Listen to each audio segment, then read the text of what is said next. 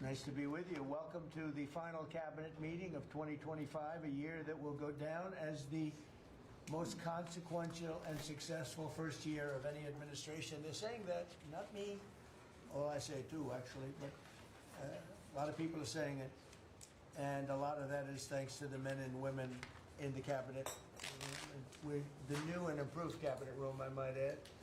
We took pictures down from the vaults. We have vaults downstairs with lots of pictures that haven't been exposed to the world for, in many cases, over 100 years. We brought them up, and we're using them as they should be used. But the cabinet room looks beautiful, like it should now.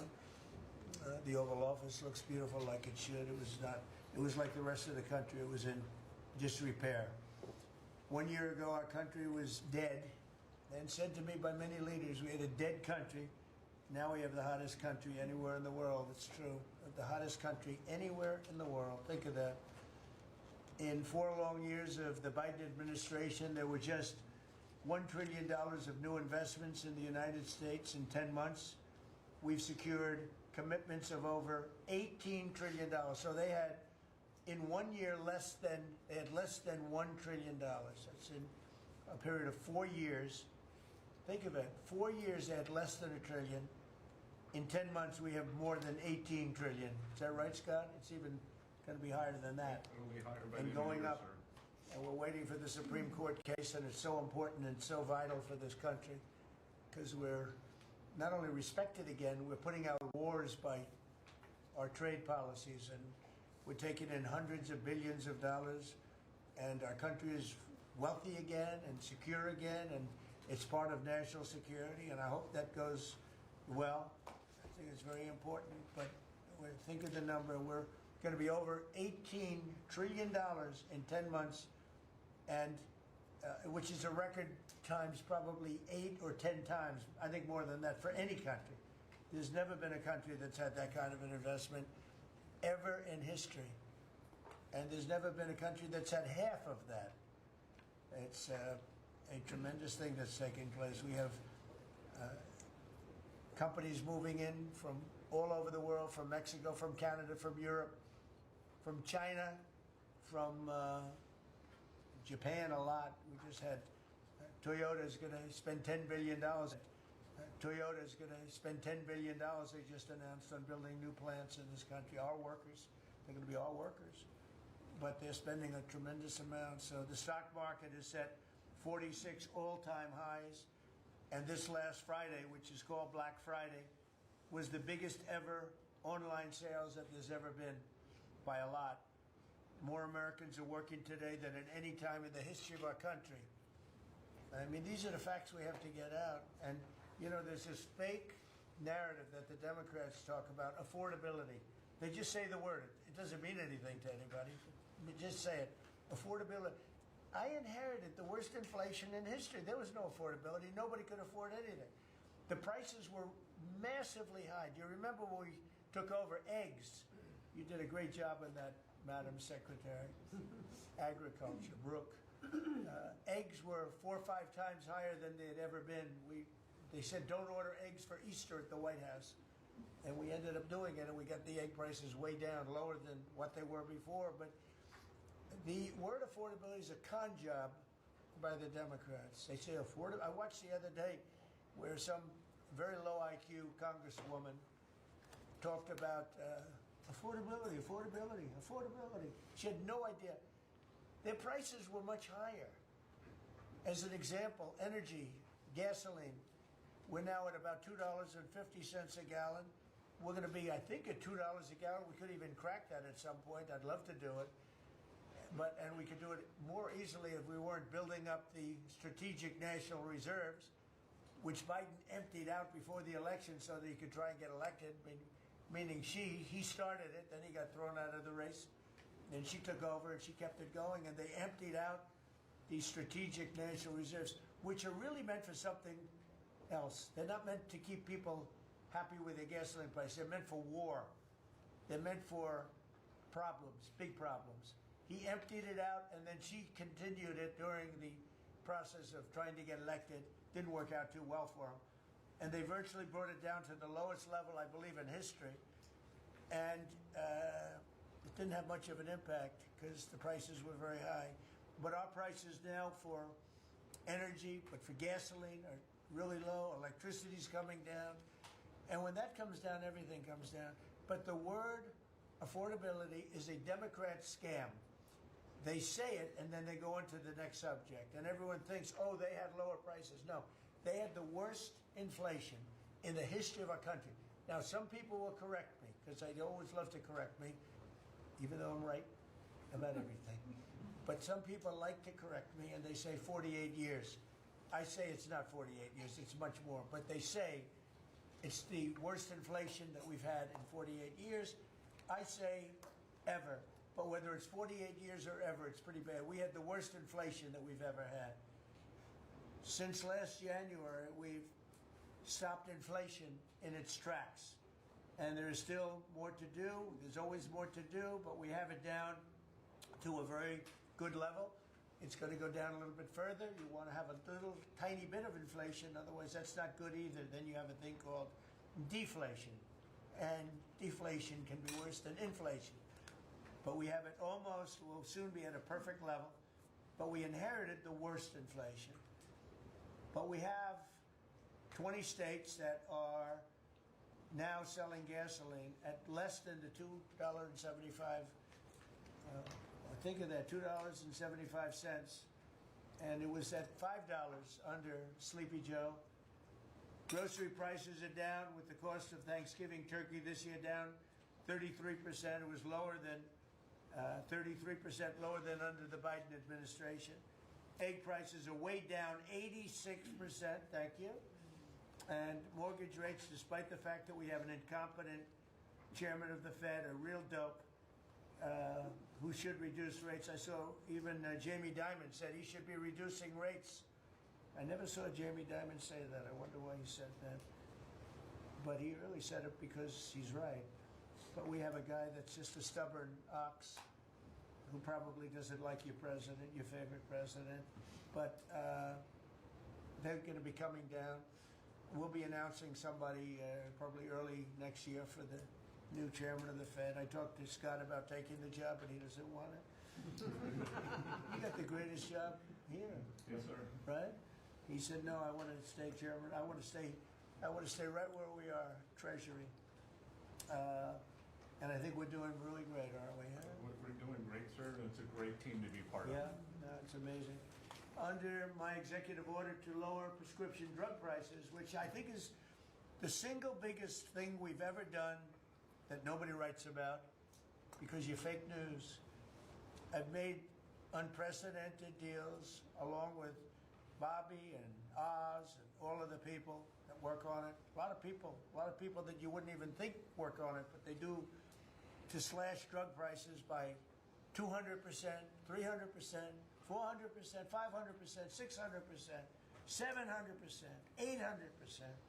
Nobody's ever heard of it before because I instituted favored nations and no nation agreed to do it. And then I said to the nations, if you're not going to do it, I'm going to charge you 100% tariff, which is more money than we're talking about.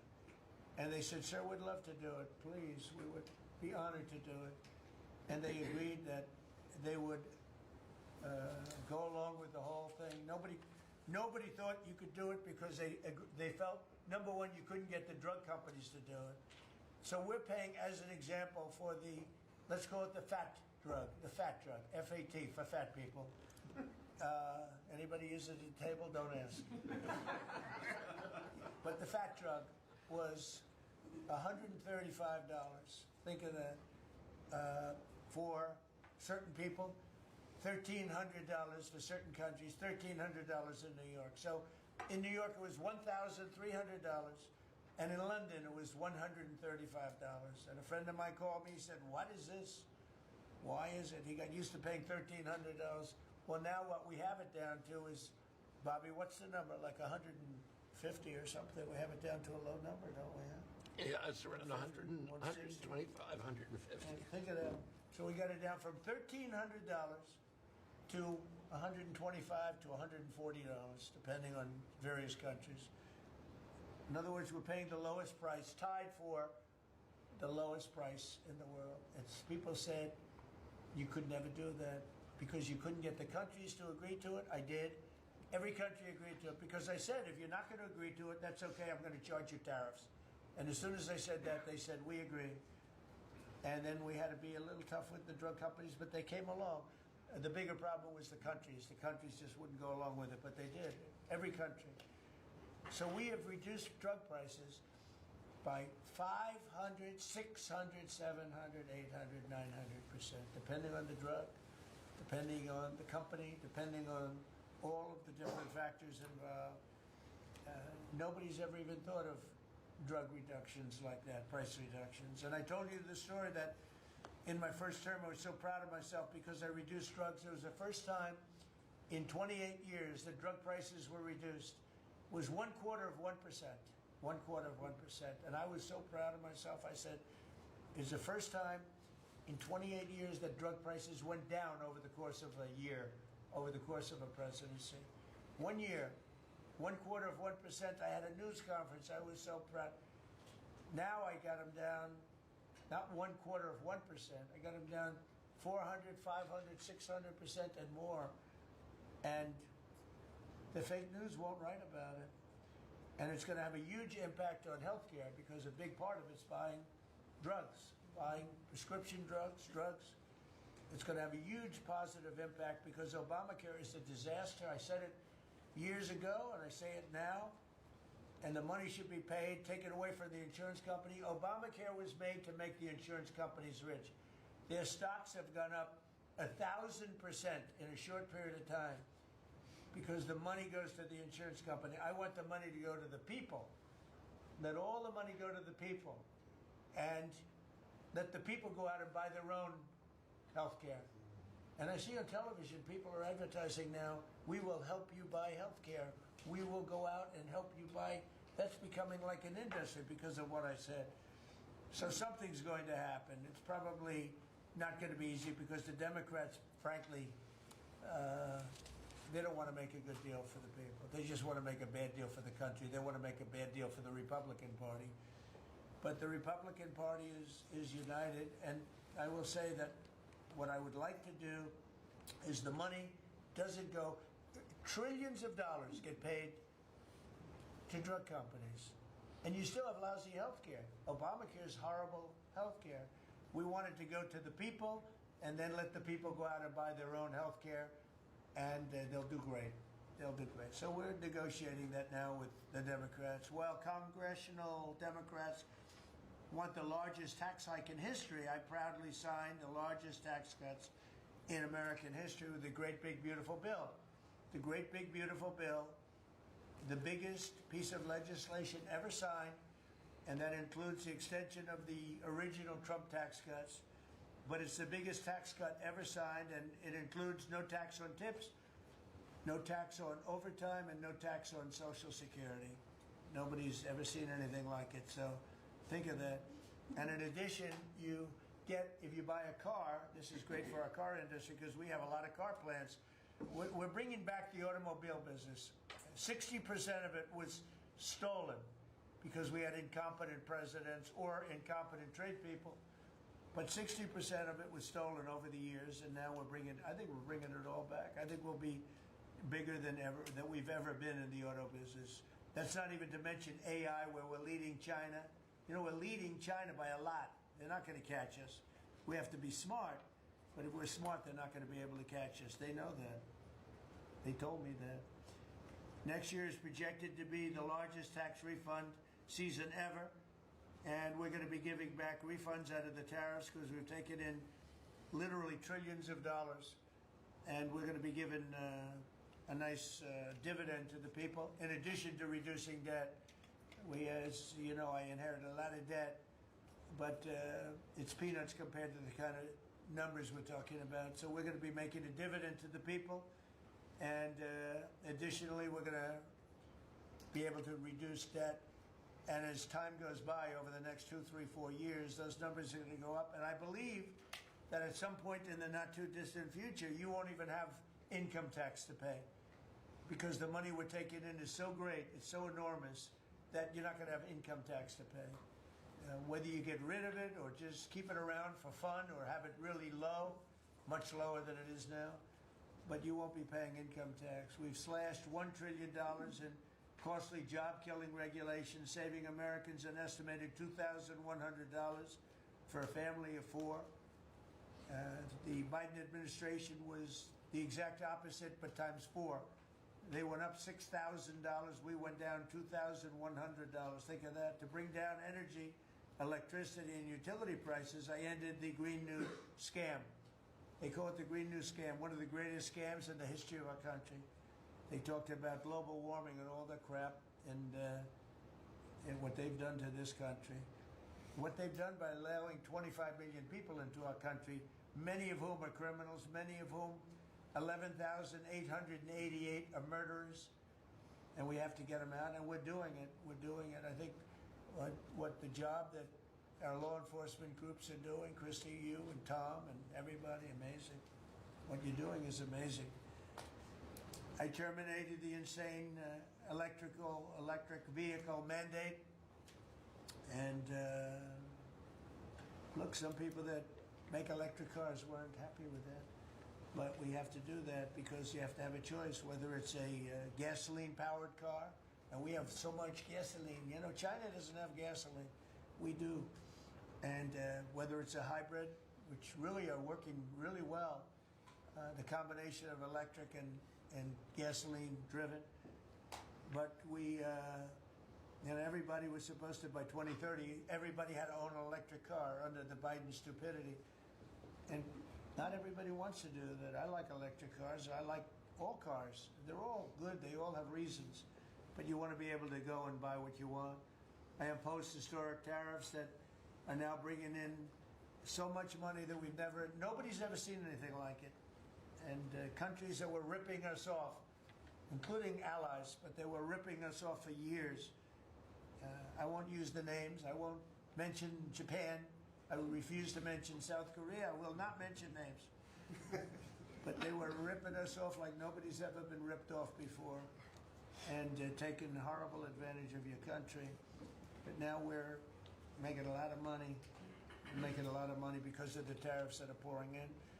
And it's really national security. Among everything else, it's national security. We've also rapidly turned the worst border crisis in world history. I believe we had the worst border ever in history. I don't care if you had a fourth world country. You know, we allow third world country in.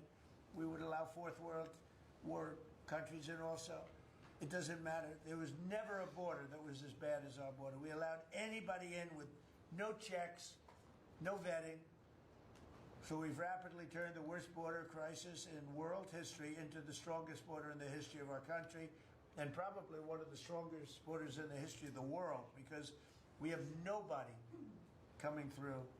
And I want to thank our people. The Border Patrol is so amazing, ICE, and I want to thank the military for the backup, because they're standing right behind them. And that was really nasty for a period of months, and now it's no longer nasty. Now they don't even come up. Nobody comes up. It's an easy job. Made your job a lot easier, because they know they're not going to get through.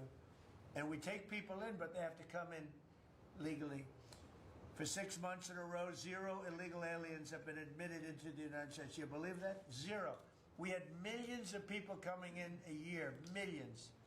Now we have 0 for 6 months, and these are given by radical left people that do the numbers. I mean, they're not doing them any favor.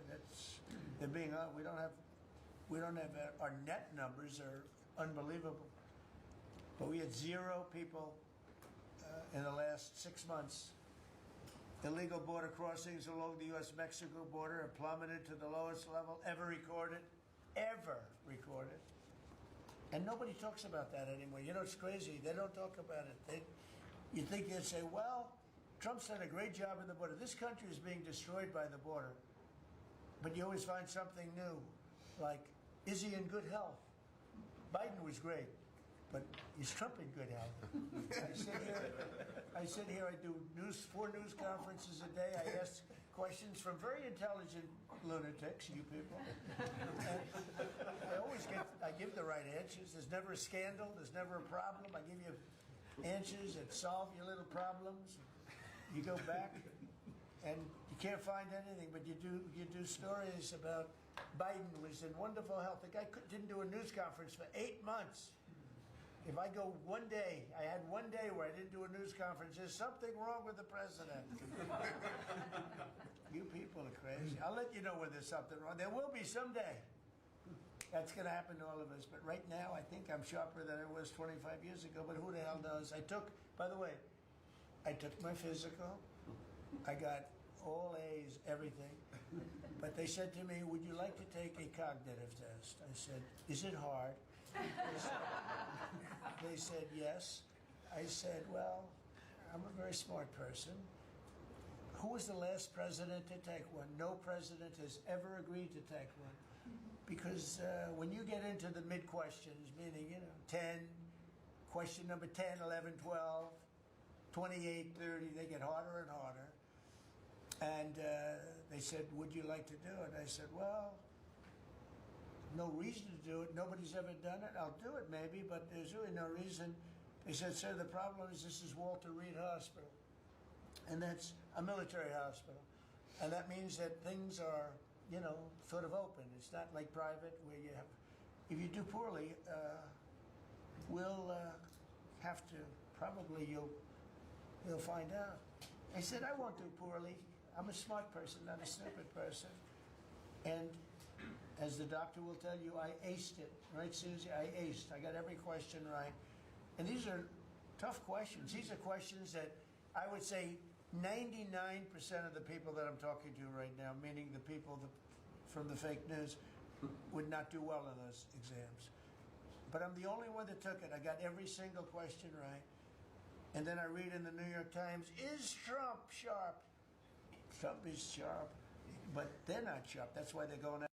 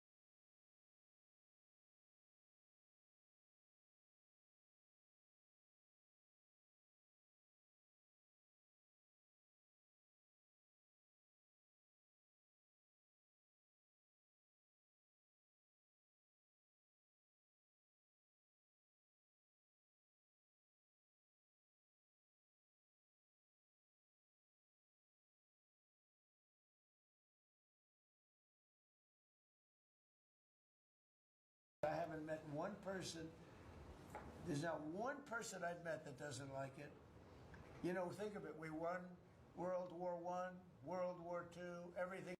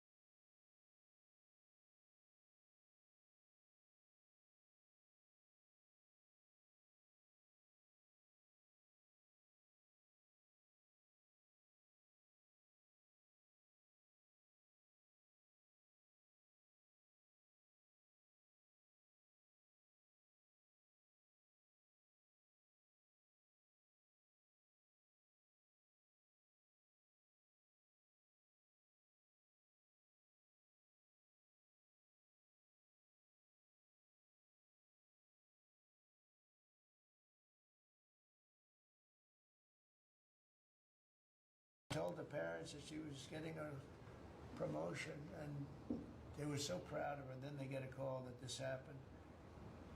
And we have one young man who's fighting for his life. He's fighting very hard. I think he's probably doing better than anybody. And they said he didn't have a chance. I'll tell you, the one who said he's going to live is his mother. He spoke to his mother. Sir, he's going to live. I spoke to her very soon after this horrible event took place with this scum that is able to come into our country.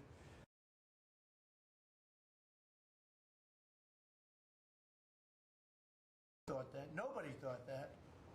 He was hitting bad places, and she was like so positive. It was incredible. And it's possibly right, Pam, right?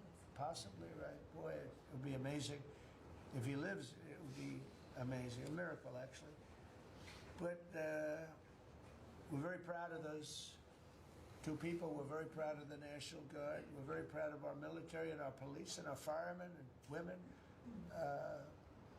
If you go back and take a look a year ago, year and a half ago, it'll change, I think, on November 5th, the day of the election. But you go back before that, you couldn't get people to join the military, Pete, right? They didn't want anything to do with military. They wanted nothing to do with joining the police or the fire. They wanted nothing to do with anything. They had no spirit. The country had no spirit, nothing. And now we just had the highest recruitment in history. And we're getting great people. We're getting great people. And I will say, despite what just happened, Washington, D.C. has become a really safe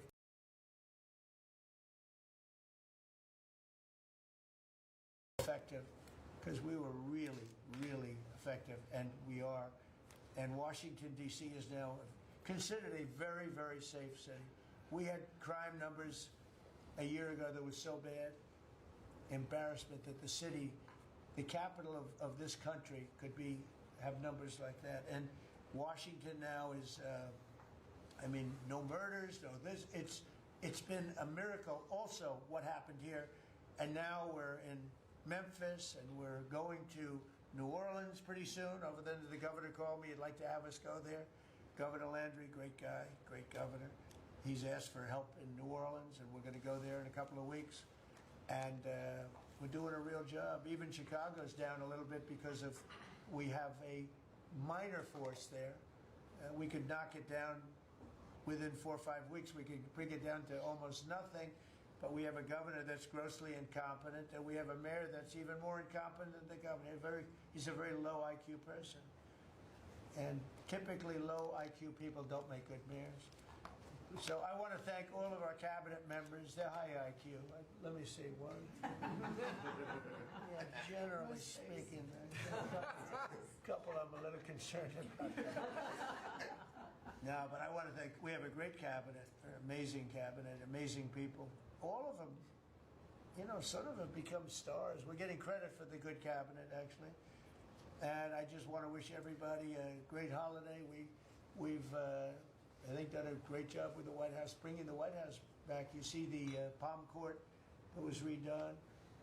The Lincoln bedroom was redone. The Lincoln bathroom is now gorgeous, like it should have been. It was terrible green tile that was never the way it was supposed to be. It was done in the 1940s, actually, but it was not proper. And we're restoring the White House just like we're restoring the country, and people are thrilled. But the First Lady's done a beautiful job with the Christmas trees and all the decorations. I see the wreaths on the windows. I've never seen that before, on the windows of the White House. And it's 4 stories high. I said, how did they get that wreath? They had people going up in a little dangerous. I wouldn't want to do it. But they put them up, and we have wonderful people working in the White House, and they're really proud to bring the building back. Because this building was a little bit like the country. It was mishandled. It was mistreated. And now it's being given love. And we're building one of the great, I think, maybe the greatest ballroom. We needed it for 150 years. They've been asking. You see the trucks and cranes and excavators in the background. And you hear them, and every time I hear them, I love the sound. To me, I love the sound. I wouldn't say my wife is thrilled. She hears pile drivers in the background all day, all night. They go till 12 o'clock in the evening, day, night, pile drivers. Darling, could you turn off the pile drivers? Sorry, darling, that's progress. But no, we're doing great. It's going to be I think it's going to be the finest ballroom ever built, and we're going to have it here. They've wanted it for 150 years. Think of that. So I will just end by saying I want to thank the cabinet. It's been a great cabinet. Let's think of it. Time flies, but this is our last of the year, as I said, and I just think you've done a fantastic job. And we're going to go around the room. We'll go quickly, but we're going to go around the room, and we'll start with Pete. And you'll tell us about some of the achievements. And some of you have achievements that are so big, I don't want you to go through the whole thing because we don't have time. But we'll start with Pete, and then if you want, we'll take some questions at the end. Please, Pete. Well, thank you, Mr. President. As you said, it has been a historic year at the Department of War. Recruiting and retention over this year are at the most historic levels our country has ever seen. I had a chance to be on an aircraft carrier destroyer over Thanksgiving. The spirit in our ranks since the election under President Trump is unprecedented. I've never seen anything like it as a soldier myself in uniform, and I know a lot of you feel the same way.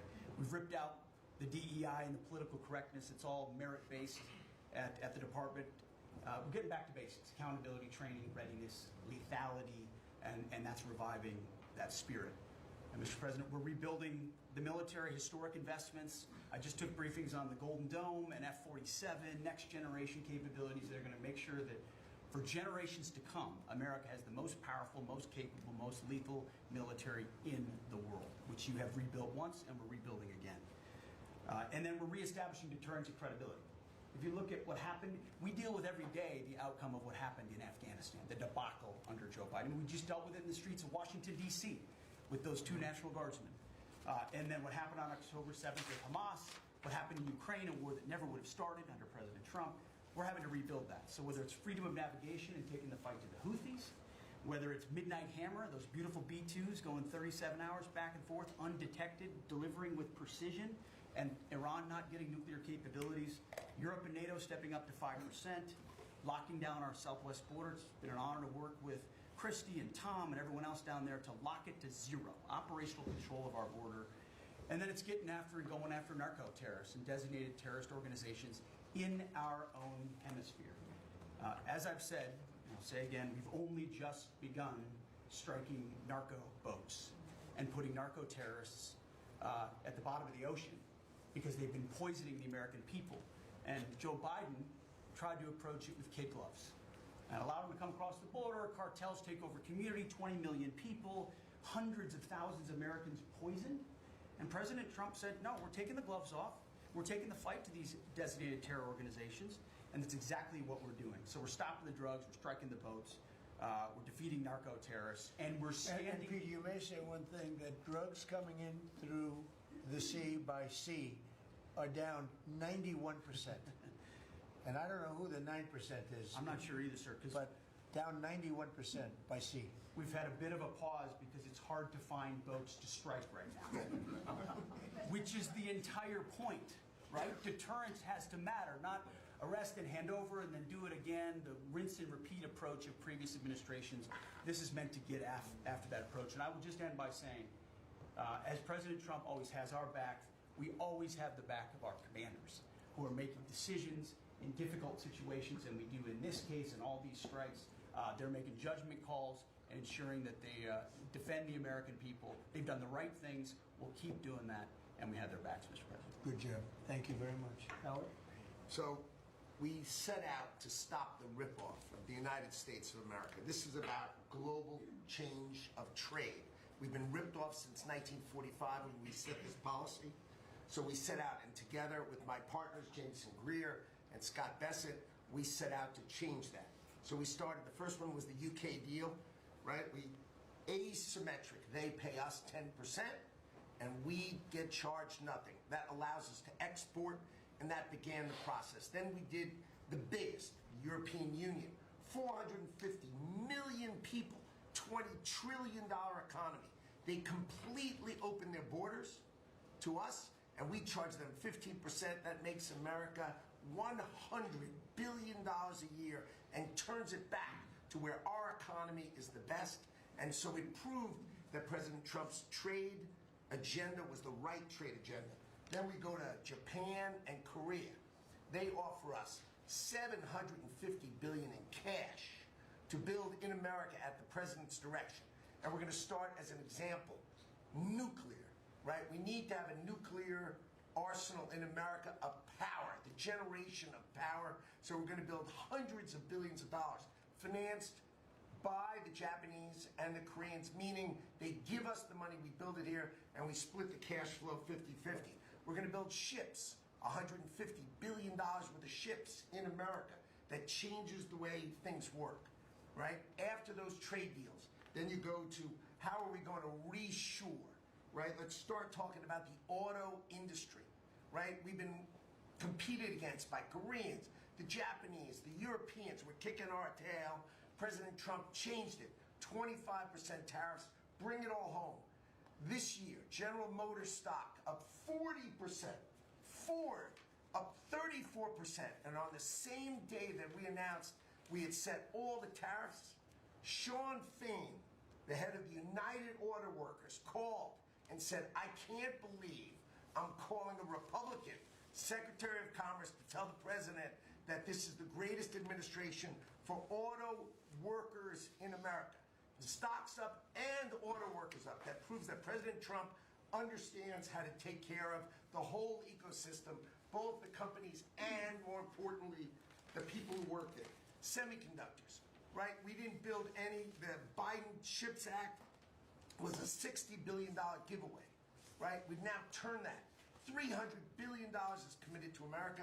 That's going to go up to $750 billion in the next 60 days, right? And then you go to pharmaceuticals, right? $250 billion being invested in America, and then working together with Bobby Kennedy, right? Pounding away on that MFN, working together as a joint team. They're coming to over $250 billion and cutting prices in half. We did the golden share of U.S. Steel to make sure the Mon Valley is protected.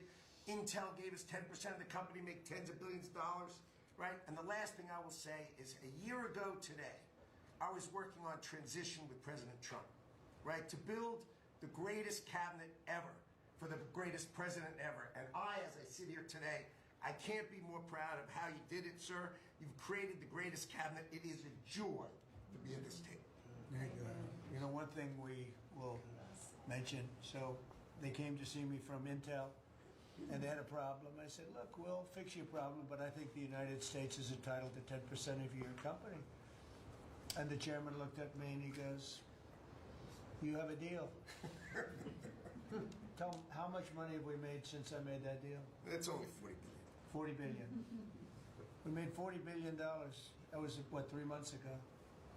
Does anybody write about it? Nobody writes about it. That's okay. Mr. Secretary, how we doing with transportation? Well, Mr. President, so just quickly on aviation, many of you have heard that we have an infrastructure made of copper. We have to transition to fiber.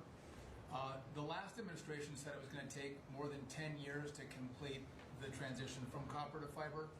They had no plan to actually do it. We have already completed a third of this transition from copper to fiber. Now it's going to take longer for us to go from analog to digital. By the way, the rest of the world transitioned 20 years ago from analog to digital. We are just going to do that at the FAA right now. But we're buying new radios. We're going to buy new radar. By the way, those radar are going to be made in America, Mr. President. This phase of the operation will be completed by the time you leave office. It's 3 years. I do need another $20 billion, Congress, to start the second phase, which is really important, and we'll try to get that done also in that 3-year time period, but we need the money, critically important. With regard to commercial driver's license, I think we've covered a lot the crashes that have taken place around the country, and what we found is there have been states that have issued commercial driver's license to foreigners, and they've gone through sham schools, and they're not safe on American roadways. And so, in partnership with Secretary Noem, we have driven those numbers down. We got California, Gavin Newsom, to revoke 17,000 unlawfully issued licenses.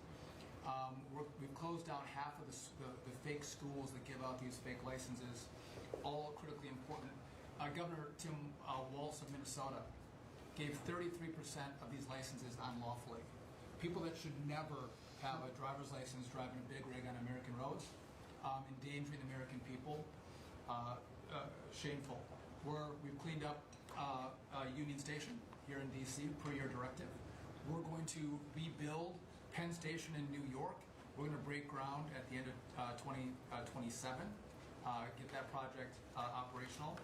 And, Mr. President, a lot of us, I fly commercially, I fly back by the bathrooms. I don't know why that happens. They put me in the back. We've asked Americans to bring their better selves, to bring stability back to travel, to say, listen, let's say please and thank you. And if someone's pregnant on your flight and you're as strong as Pete is, well, pick up the bag and help her put it in the overhead bin. Let's be nice to each other, is what we've asked. Maybe not wear pajamas or slippers on the airplane. And I think it's been received fairly well, and I think we can all have a better travel experience when we do that. And just the last point I'll make is there was a big football game where the Merchant Marine Academy that falls under DOT actually beat the Coast Guard with Christy Nome. We beat them by 1 point, and so we're very proud of that. So well done, Kings Pointers. So a little bit in a nutshell, we're rebuilding the air traffic control under boot edge. It's supposed to be boot edge. Who's another grossly incompetent person? He'd get on his bicycle, ride to work, and he was just terrible. What they do is they take the fiber optics and they take fiber trying to hook it into copper, and fiber and copper don't mix. You can't do it. But people knew that for the last 30 years since they started doing the fiber. And they spent billions of dollars, and it didn't work. And you saw that by the helicopter crash. You saw that by into the plane. You saw that by a lot of things. So we're doing a brand new air traffic control system, and it's going to be the best, and it's going to be from top to bottom. And we have the 3 top companies in the world bidding on it. And it's going to be one bid, and we're going to have one company responsible, and it'll be the best system. And it's going to make this. Look, our skies are safe. Otherwise, we wouldn't let people fly. But we're going to have the safest skies. We're going to have the best system anywhere in the world. We're also going to rebuild Dulles Airport because it's not a good airport. It should be a great airport, and it's not a good airport at all. It's a terrible airport. It was incorrectly designed with a good building. Actually, it's got a beautiful terminal. Saarinen was the architect, one of the greatest architects in the world at the time, a great architect. And so they have a great building and a bad airport. But we're going to turn that around, and we're going to make Dulles Airport serving Washington and Virginia, Maryland, etc. We're going to make that into something really spectacular. We have an amazing plan for it. And other things, but yeah, you're doing a really good job. I appreciate it. The people movers of Dulles, we had a crash recently. So we're going to announce that later today. A request for bids on this, but again, it's a not a great airport, which we can make great in this administration. We have a design that's amazing for Dulles. It's going to take Dulles and make it a really bad. It was a badly designed airport. We're going to make it into as good as there is in the country. It'll be exciting. Okay, please. All right. Well, Mr. President, it's good to be here at this meeting because in 1 year you can look around the table and see the change. And I think one of the biggest changes is how this cabinet works together. And I want to start there. This has often been said, I found out some things this year that I didn't know, that the Department of what was Defense, now Department of War, and the Veterans Department had never really communicated. Now, we're fraternal twins, in a way. Pete and I are. He looks better, I'm better looking. But in the looking at this, I mean, he brings them in. He keeps them for a number of years, up to 20 or longer. And then they come in to what the country is committed to our veterans. And if you don't have both ends working correctly, then recruitment lags, morale lags, and we've been able to work and fix a great deal of that. I didn't need to change our name, but I did do one thing. I put the veteran back first into VA. And we did that in 1 year. How did we do that? We started taking things that have been neglected for a long time and put them back. We had a backlog in which we've dropped over 160,000. We're not talking year-to-year change at the VA. We're talking 5, 6 years. We have to go back 5 to 6 year prior COVID numbers to see the change in backlogs that are now reduced. We do it in 6 months instead of the long time it took. In fact, it grew under the Biden administration.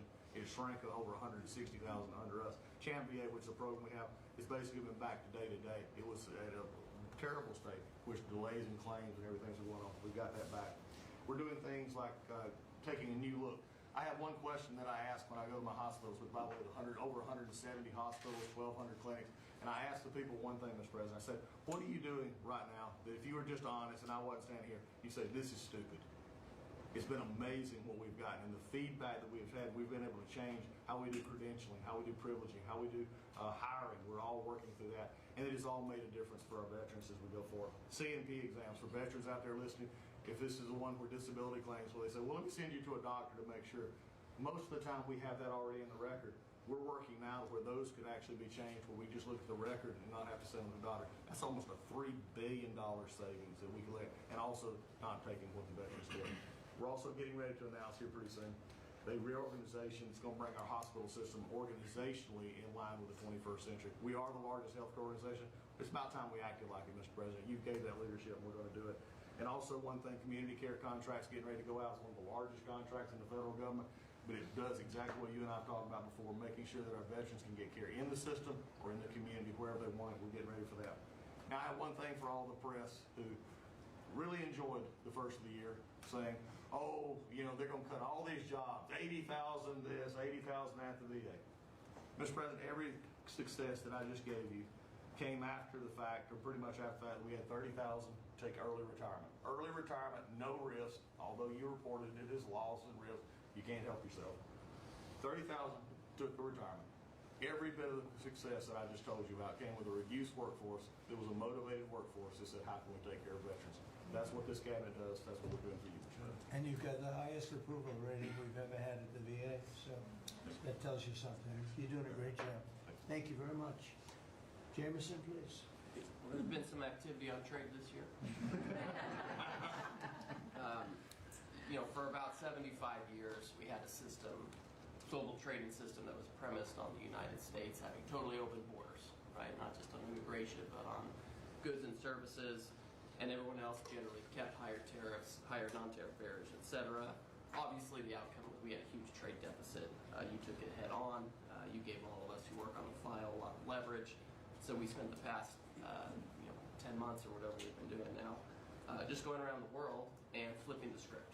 So now we're in a situation where we protected our industries, we have the tariffs, and the other countries have decided to take their tariffs down and non-tariff barriers. And we've done it in a very constructive way. We've achieved agreements on reciprocal trade, which are a new kind of trade agreement that's really focused on making sure we have balanced trade, we have reciprocal trade, that we're treating each other fairly. And it's been embraced by the international community. And it's going to be exciting to see what it's like 5 years, 10 years from now, because you've changed it. And that's how it's going to be now. And I think you should be commended for it, and we look forward to seeing what comes in the next few years. Thank you very much. You're doing great. He's doing a great job. Thank you very much. Please. Thank you, Mr. President. Last time I was here, I said that the amount of dereg that we had for regulatory was 30 to 1. Since then, it's up to 48 to 1. Your goal had been 10 to 1, which was in excess of 6 to 1 in the first term. It's actually much higher than that, but I made my team redo the threshold a little bit because it sounded so unbelievable. But the amount of work that's being done with this entire team is astronomical. And another detail in that is that when we propose a rule, some of the biggest ones that you care the most about don't go into that count until they are finalized. So next year we should be even more eye-popping. One of those to talk about is the federal acquisitions regulations, which you gave us a charge 6 months ago to dramatically reduce. In 6 months, we've lowered it by 25%, 500 pages, 2,700 mandates, which is a third of the mandates. That's going to lead to savings, competition, and speed. So probably $40 billion for the agencies in savings over the course of 10 years. When we get up and running, it'll be north of between $200 and $400 billion. Competition, about 45% of government bids only have one bidder. So you got no competition in that situation. That will now change, and then we're just getting faster, months, and hopefully we turn it into years, which means you all around this table can buy things that you need quickly, and that you have better vendors to come, many of them small businesses who want to participate in the federal procurement process. So making all sorts of improvements on that front is very exciting. Thank you, Mr. President. It's great, and great on the regulations. We're cutting them at levels never seen before. And I have the record from the first 4 years, but we're blowing that record away, so it's been really great. Good. Scott? Yes, sir, Mr. President. Great to be with everyone. And, you know, when you were giving your report, which was fantastic, and I listened to the report of all my colleagues here and those that will come, it reminds me when I played in the NFL, we had this thing called game film. You know all about film. And we had a saying that said, the film don't lie. The film tells a real story. And I hope that the American people, when they watch the film that's going on now in this time in our history, that they will see that America is greater today than it ever has been. And so I thank you for that. And thank you for giving us good stories that we can tell for the American people. Scott, we're saving our country. Yes, sir. Okay, and I don't want to be braggadocious. We're saving our country. Our country was going down and would never have been able to come back. We're saving all of us, but we're saving our country. All right, go ahead. So at Housing and Urban Development, in keeping with your executive order, sir, in making America's streets safe and beautiful, again, we've been very intentional about making public housing in our country safe. And I want people to know, our colleagues know this, but people in America know that we actually care about people that live in public housing around our country. A lot of public housing is wrought with crime, sex trafficking, drug trafficking, illicit drugs, illegal aliens living in public housing, but we put them on notice to let you know that it's not lost on us. We care about the people, we're paying attention to it, and we're gonna root out crime in public housing. We've been very focused on working with the Memphis Safe Task Force, the DC Safe and Beautiful Task Force, working with Pam and Christy and others, and law enforcement. Our law enforcement is tremendous. Every single night they go out and they go to public housing to make sure that our people are safe, mothers and children are safe. And so at HUD, you know, it's a different day. We're running new plays. The film was real bad when I came in, I'm gonna be honest. But we are giving the people that live in public housing the assurance that they will be safe. We also announced a new crime hotline, sir, that people that live in public housing, if they see criminal activity, if they see illegals living there, if they see drug trafficking, if you see it, if you hear it, report it. Don't be afraid. And so work with our Office of Inspector General. We've set up this crime hotline and also working with Christian Department of Homeland Security, making sure that everyone that lives inside of public housing is accounted for and that they are American people. And so I say that and I emphasize that to know that we prioritize American people and American people only. Lastly, sir, in Atlantic City, we took over the Atlantic City public housing because the living conditions were deplorable. And they have people that have been living there for 3 generations and they were being treated very bad. And so I took it so that we can now give people a safe place to stay. And working with the First Lady in the Foster Youth Initiative has been a great joy for me and our team. So thank you for doing that executive order to make sure that our foster youth have a safe landing pad and have financial literacy as they age out of the foster youth system. And so you talked about affordability. HUD has supported over 1 million Americans in home ownership and affordability, and over 560,000 are first-time home buyers. So I hope that the press will write about that good news, that 1 million people are able to own a home and to refinance their homes. And so we are moving our building from DC to Alexandria, Virginia. So thank you for your support. We're going to save the American people about $500 million. So that's my report. Thank you. Thank you, Scott, very much. Brooke? Well, coming off of Thanksgiving, moving towards Christmas, I think it's the season of Thanksgiving, and 2 words for me are gratitude and joy. Gratitude to you for, as Howard said, bringing this team together.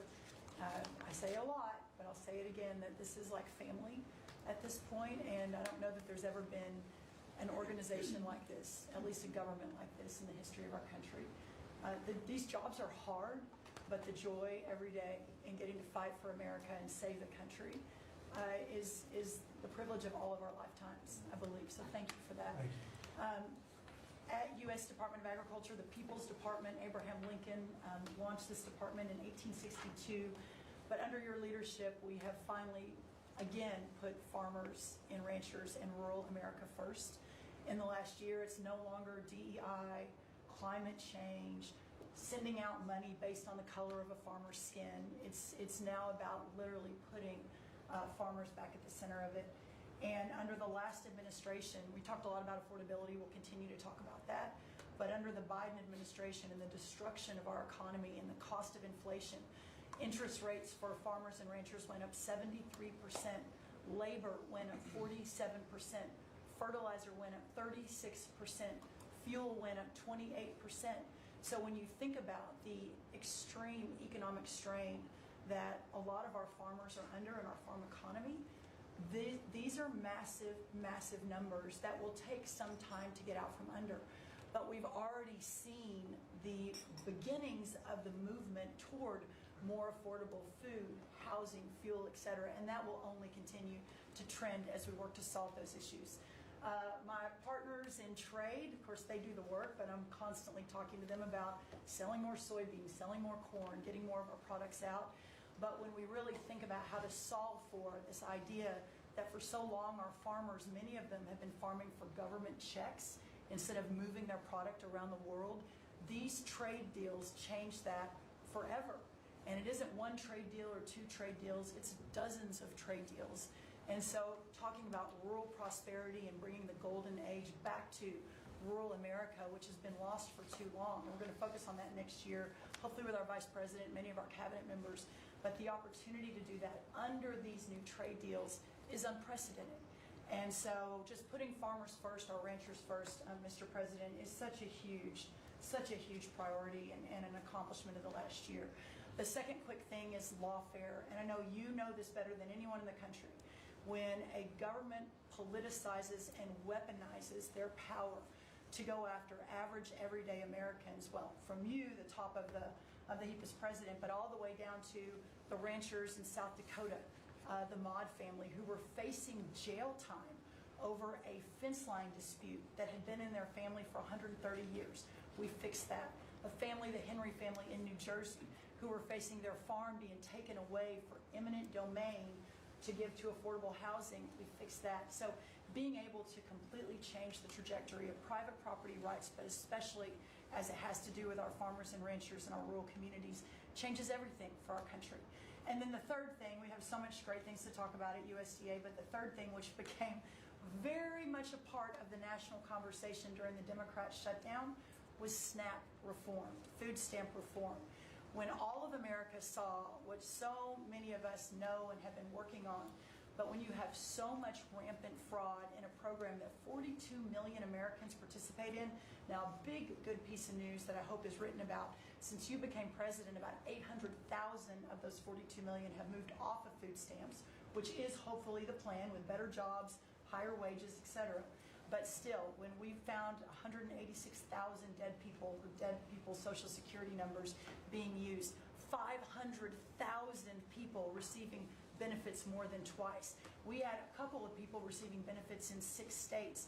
In February of this year, we asked for all the states for the first time to turn over their data to the federal government to let the USDA partner with them to root out this fraud, to make sure that those who really need food stamps are getting them, but also to ensure that the American taxpayer is protected. 21 states said yes, not surprised. 29 states said yes, not surprisingly, the red states, and that's where all of that data, that fraud comes from. But 21 states, including California, New York, and Minnesota, the blue states, continue to say no. So as of next week, we have begun and will begin to stop moving federal funds into those states until they comply and they tell us and allow us to partner with them to root out this fraud and to protect the American taxpayer. As Joe Biden was working to buy an election a year ago, he increased food stamp program funding by 40%. So now as we continue to roll that back. So the partnership in Making America Healthy Again is also in food stamps, but a lot of what Bobby and I are doing together is really remarkable. But again, just gratitude and joy for this work, and so grateful to you. The final thing I'll say, a lot of gratitude to Secretary Marco Rubio for wearing his Aggie maroon tie as a reflection of Texas A&M beating Florida handily about a month ago. So Marco, I want to thank you, and much gratitude and joy in my heart as well. Yes. I think we also have to say something about about China with one of the largest purchases ever in our country, the soybeans. Yes, sir. And so I want to thank President Xi. We had a great meeting. We were in South Korea, and I went to a lot of other places too, but we met in South Korea, and President Xi was great. And China gave us among the largest orders in the history of your world, agriculture. That's right. So- And sir, may I say, this is the remarkable result of real leadership and your real leadership. Just a couple of days ago, China announced that they were going to halt all purchases from Brazil because they had found some irregularities in some of the soybeans they're buying from Brazil. And what that means is a continued signal that this country and our farmers produce the best, highest quality soybeans, sorghum, et cetera, in the world. And what you've been able to do is open those markets up and again, move toward an era where our farmers are not so reliant on government checks, but they have the markets to Yep. sell their product. Having said that, we do have a bridge payment we'll be announcing with you next week as we're still trying to recover from the Biden To help years. to That's help, right. To help the farmers. We're going That's to help right. the farmers. They did not help the farmers. That's right. Thank you very much. Thank you, sir. Scott? Mr. President, it's been a great year on the economy, but the best is yet to come. The tens of trillions of dollars that have come in investment, both the portfolio investment, investment by companies, investment by countries, that is turning into a CapEx boom for the U.S. Capital expenditures up 15% in history. When CapEx is up, jobs will follow. The One Big Beautiful Bill is incredible, as you said, thanks to your leadership, along with Speaker Johnson, Senator Leader Thune, we had that done on July 4th, which everyone said was impossible. And the great thing about that bill, sir, for the American people, it's for industry, 100% expensing. Build your factory here. You can write it off immediately. But you also insisted on the 4 benefits for working people. No tax on tips, no tax on overtime, no tax on Social Security, auto deductibility for American cars, and that is retroactive. So as a result, in 2026, we are going to see very substantial tax refunds in the first quarter. So the best way to address the affordability crisis is to give Americans more money in their pockets, which is what this bill has done. We're going to see real wage increases. I think next year is going to be a fantastic year. Taxes, deregulation, energy certainty. That's why everyone with your leadership is coming to America. Bond market had its best year since 2020. Everyone said couldn't be done. So we're going to have growth. We've had 2 4% quarters before the Schumer shutdown. We're going to go back to that. So not only are we going to have great growth, but it's going to be low inflationary growth. And stock market obviously is following, but next year is going to be the year for Main Street as all this kicks in. And you came in, immigration, I called it the 3 I's, immigration, interest rates, and inflation, that were killing the American people. Close the border, the promise kept. Interest rates are down, and 10-year bond, again, best year since 2020. And inflation, led by energy prices, is going to roll next year. I think it's going to be a fantastic year. We can look back, be very proud of this year, but I think 2026 is going to be So- great for the American people. Thanks to you. It's going to be great. Thank you very much. Mr. Vice President? Thank you, Mr. President. It's an honor to serve with this great team that you've assembled. And I just want to pick up on something you said, Mr. President, because you hit the nail on the head, that it is absurd that Democrats talk about an affordability crisis that they created and the people around this table work every single day to address. You'll hear a lot of statistics today. You hear a lot of statistics in our political conversation. I think the most important statistic for the American people is that under the Biden administration, the average American family lost over $3,000 of household income. And under the first 10 months of this Trump administration, they have gained over $1,000 of household income. What that says very clearly is that we are fixing the problem that Joe Biden and the Democrats created in the last administration. If you look at every affordability crisis that's confronting the American people today, it is traceable directly to a problem caused by Joe Biden and congressional Democrats. Why did homes get so unaffordable? Because we had 20 million illegal aliens in this country taking homes that ought by right to go to American citizens. Why did tax bills get so unaffordable? Because Democrats were raising taxes while congressional Republicans under the president's leadership, we're now cutting taxes. Why did food get so expensive? Because we printed trillions of dollars and threw it into green scams that made our agricultural economy suffer while Americans were paying higher prices for food. On every single one of those issues, Mr. President, I think we've made incredible progress. But it would be preposterous to fix every problem caused over the last 4 years in just 10 months. I think that we've done incredibly good. But what I see over the next year, and you heard Brooke talk about joy and gratitude, what I really think this season represents for me, and I think for the entire administration, is that we have now done incredible work to fix what Joe Biden broke. And I think the next year in American growth and American prosperity could be the best year that we've had in the United States of America. It's going to happen because we're all working hard. It's going to happen because we have the greatest country in the world. But I think for congressional Democrats in particular, if they want to talk about affordability, they ought to look in the mirror. We are fixing what they're broken. We're proud to do it. It's the job that we were elected to do. But I think 2026 is going to be the year where this economy really takes off. Thank you very much. Thank you, sir. Great. Pam? President Trump, thank you for talking about Sarah. Heartbreaks for her family. And Andy is doing well. His parents, Melody and Jason, wanted me to tell you, and I was with them yesterday in the hospital. He's a miracle. I was there when the surgeons came in, and they wanted you to know this. He's a miracle, and if everyone in this country can continue to pray for that family. He's got a long road ahead of him, but he is a miracle. And of course, our D.C. initiative is led by our amazing, and the monster will be held accountable who did this.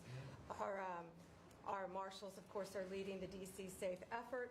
We have made over 7,000 arrests at your direction. D.C. is safe again.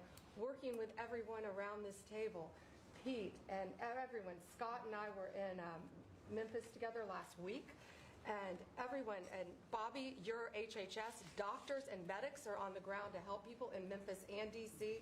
In Memphis, we've made over 3,500 arrests so far. And Homeland Security, Christy, you've been instrumental in this. But it's everyone working together as a team. We even have Treasury agents out there. It's unbelievable, on the ground in D.C. and Memphis. Of course, law enforcement first, FBI, Kash Patel has led the FBI. We have a 100% increase in the arrest of violent criminals, thanks to your leadership. DEA, led by Terry Cole. Over 45 million fentanyl pills, 4,200 kilos fentanyl powder. That is the equivalent of 347 million potential lethal doses. That's unbelievable that you've taken off the streets of our country. And the weight of all the drugs combined taken off by DEA is the weight of 17 full semi-trucks of the drugs just since you've been in office. The drugs that had flowed into this country under the previous administration. ATF, led by Rob Sakata, has seized more than 31,000 illegal guns. 31,000. Unbelievable at your leadership. 19,000 of those were from trafficking cases. We've been sued on the legal front now. We have been sued 575 times. 575 times. More than every administration going back to Reagan combined. Most recently, yesterday, I was sued by an immigration judge who we fired. One of the reasons, she said she was a woman. Last I checked, I was a woman as well. 24 Supreme Court wins, President Trump, 92% success rate. We told you it would take a while to get to the Supreme Court. We're doing it at record speed, led by John Sauer, of course, Sarah and Hosh, all working together. Immigration, we're winning. Nationwide injunctions, ending DEI funding, working to secure that our federal workforce is aligned with your America First agenda, representing pretty much everyone in this room. We met with your general counsel yesterday, Doug, working with everyone. It's nonstop. ICE, of course, we're winning there with Christy. We're Brooke, SNAP benefits, won there. Marco, USAID. Pete, National Guard, of course, going nonstop. Our U.S. attorneys are fighting violent crime, working around the clock to make America safe again, which was your directive, our Civil Rights Division, suing Gavin Newsom 3 times now, Prop 50, keeping boys out of girls' sports, and in-state tuition for illegal aliens. We've sued over election integrity. We are litigating major universities with Linda. Thank you, our Civil Rights Division, for everything that you've done to end DEI in our schools. Our Civil Division fighting sanctuary cities every single day.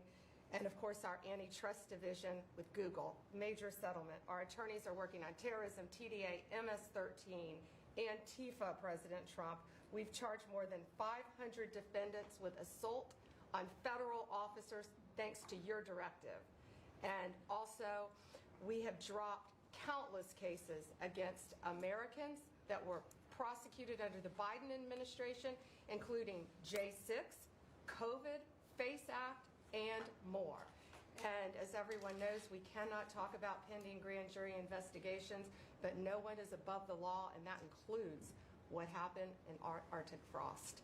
I hope everyone has a very Merry Christmas, Happy Hanukkah, and Happy Holidays. Thank you for fighting for our country. Thank you. Thank you very much. Please, Laura. Great. Well, thank you, Mr. President. Thank you for allowing me to be at this table. When I came on board, I knew really none of you in this last year, and it's been a year, Mr. President, since I've had the pleasure to serve this country on the workforce. Everybody said the Department of Labor would be quiet, fly under the radar. You won't have to do too much. Absolutely not, because you made the American people realize the American dream is real for the American workforce. And it's been under your leadership, Mr. President, that over 2 million jobs that has been created since you started have been native-born workers. And that is the difference between this presidency, this administration, as opposed to the Biden administration, where mostly foreign-born or federal government jobs. And I think through the private sector, over 2 million jobs of native-born. And so the Labor Department has wasted no time in putting that into action with our Make America Skilled Again, either grant dollars, but the intentionality of the apprenticeship program, 1 million active apprentices across this country. We have done over 250,000 new apprentices so far in the first year and registered over 2,000 new apprenticeship programs. Why do we need the apprenticeship programs with the men and women in the trades? Because of the leadership of onshoring and reshoring, and have a lot of these companies reinvest in America. We have to build this country. We cannot do that without the tradesmen and women and the craftsmen of this country. And I think that, you know, Howard and I, we talked about that from the beginning, and we're going to have to lean in on that because we need the labor force, 700,000 new skilled jobs with electricians, construction workers, machinists, and so forth. And as I traveled with the Vice President as well, we see that on the manufacturing floors of this country, they're in desperate need. The Department of Labor are going to get the workforce skilled again. Working with Secretary McMahon as we move a lot of the education out to our respective states, we are now working together, and we have deployed $86 million in investments, and a lot of that is in AI infrastructure jobs to have our new workforce proficient and literate in AI if we're going to continue to lead the AI race, and we're working on that. And the Department of Labor is now creating and will soon launch the AI infrastructure and workforce hub, which we will be able to track that metrics to see exactly if these dollars are going correctly. Integrating education and workforce with, obviously, Administrator Loeffler and I are on the road a lot together because we're talking about Main Street as well as a lot of the manufacturing jobs, and how we're being an ally to our businesses as opposed to an adversary. For far too long under the Biden administration, we were adversaries to our business owners, and we want to give them a leg up always and make sure that we're paying attention. And we want our workforce to be educated. We do not need the numbers that we have seen across this country where our 4th through 8th graders cannot do read, write, or do any math, and they are our future workforce. We have to depend on the American worker first. Also, lowering healthcare costs in line with the executive order. I'm working with Treasury and HHS, and rulemaking is underway to expand healthcare transparency and make pricing more affordable for our employers who offer these to their employees. Promoting retirement security. The department rescinded the Biden administration's guidance that restricted the use of crypto in the retirement investments, and we're seeing more and more of that, where we also rescinded the supplemental statement that discouraged the fiduciaries from considering the alternative assets for 401ks, and that will also come through the Department of Labor, that rulemaking. Ending abuse of cheap foreign labor at the expense of the American worker. We launched over 200 investigations into companies who will have abused and or fraudulently against the American worker. So Project Firewall was released. Thank you, Mr. President. We want the trained workforce, but we will root out the fraud and abuse, and we'll protect the American worker first.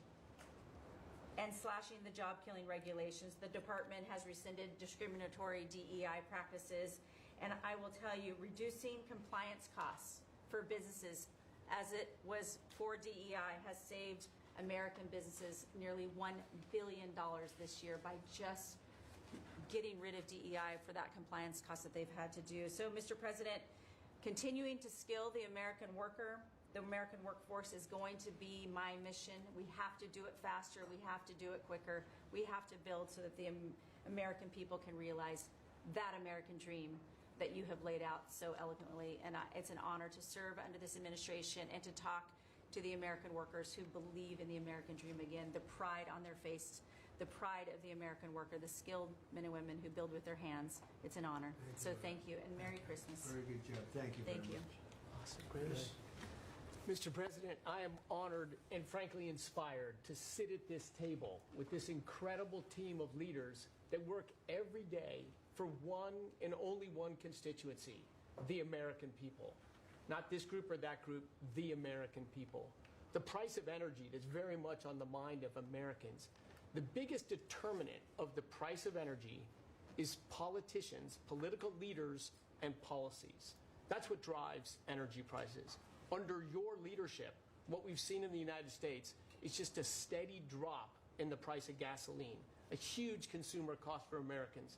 As you mentioned early on, well below $3 a gallon right now and trending downwards.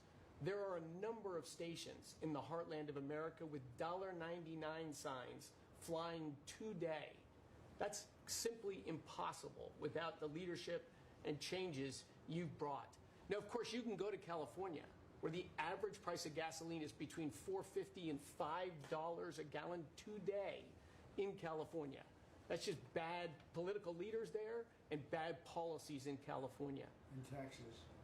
And taxes. The taxes they charge on gasoline are just insane. Terrible. And electricity prices is a very parallel story, but it's a bigger moving ship, so the changes are a little bit slower. But Americans are outraged at roughly 30% rise in the average price of electricity across this country. But everything we are doing together is going to reverse that.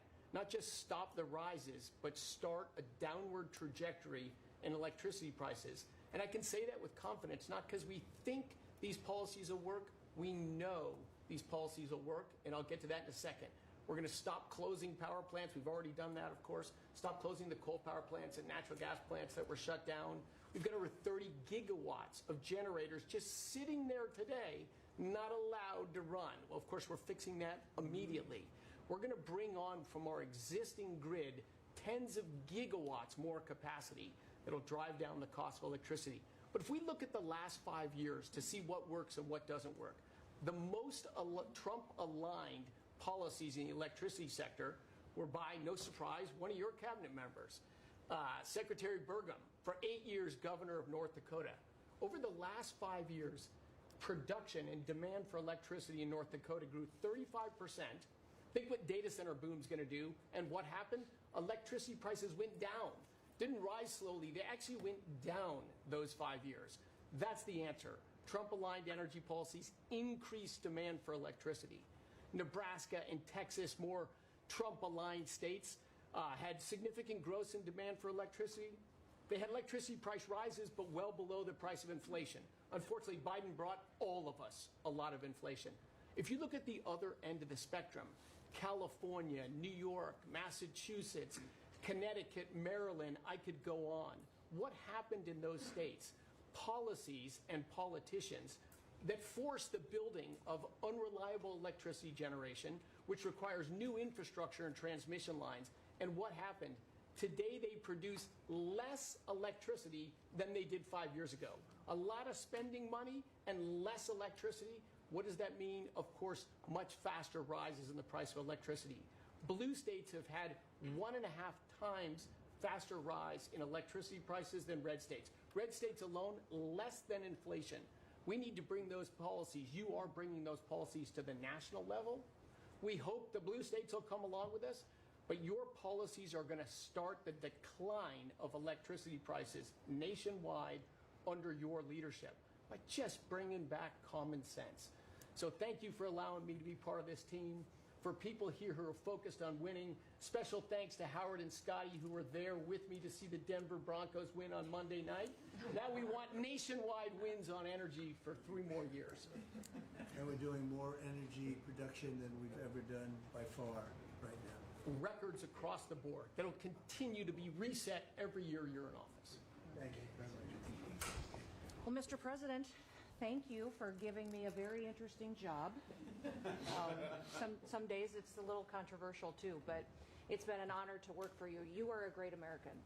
The fights that you pick are the right fights, and they're always on behalf of this country. So I appreciate the chance to do this job heading up this department. If you think about what Joe Biden did with the Department of Homeland Security, he used this department to invade the country with terrorists.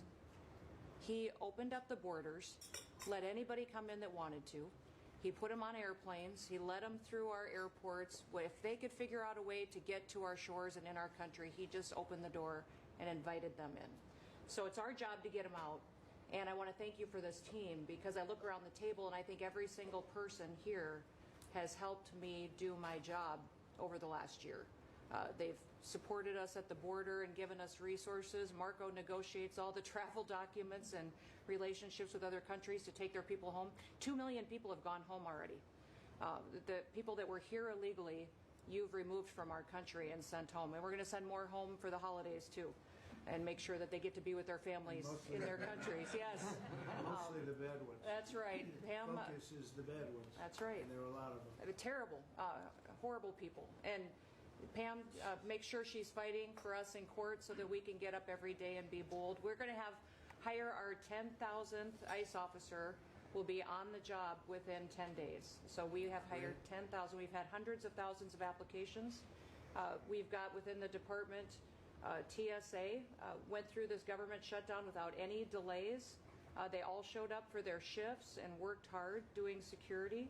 And they have been absolutely fantastic. Sir, you made it through hurricane season without a hurricane. Yeah. And so FEMA, you kept the hurricanes away. So we appreciate that. And FEMA is deploying resources and dollars 150% faster than ever before.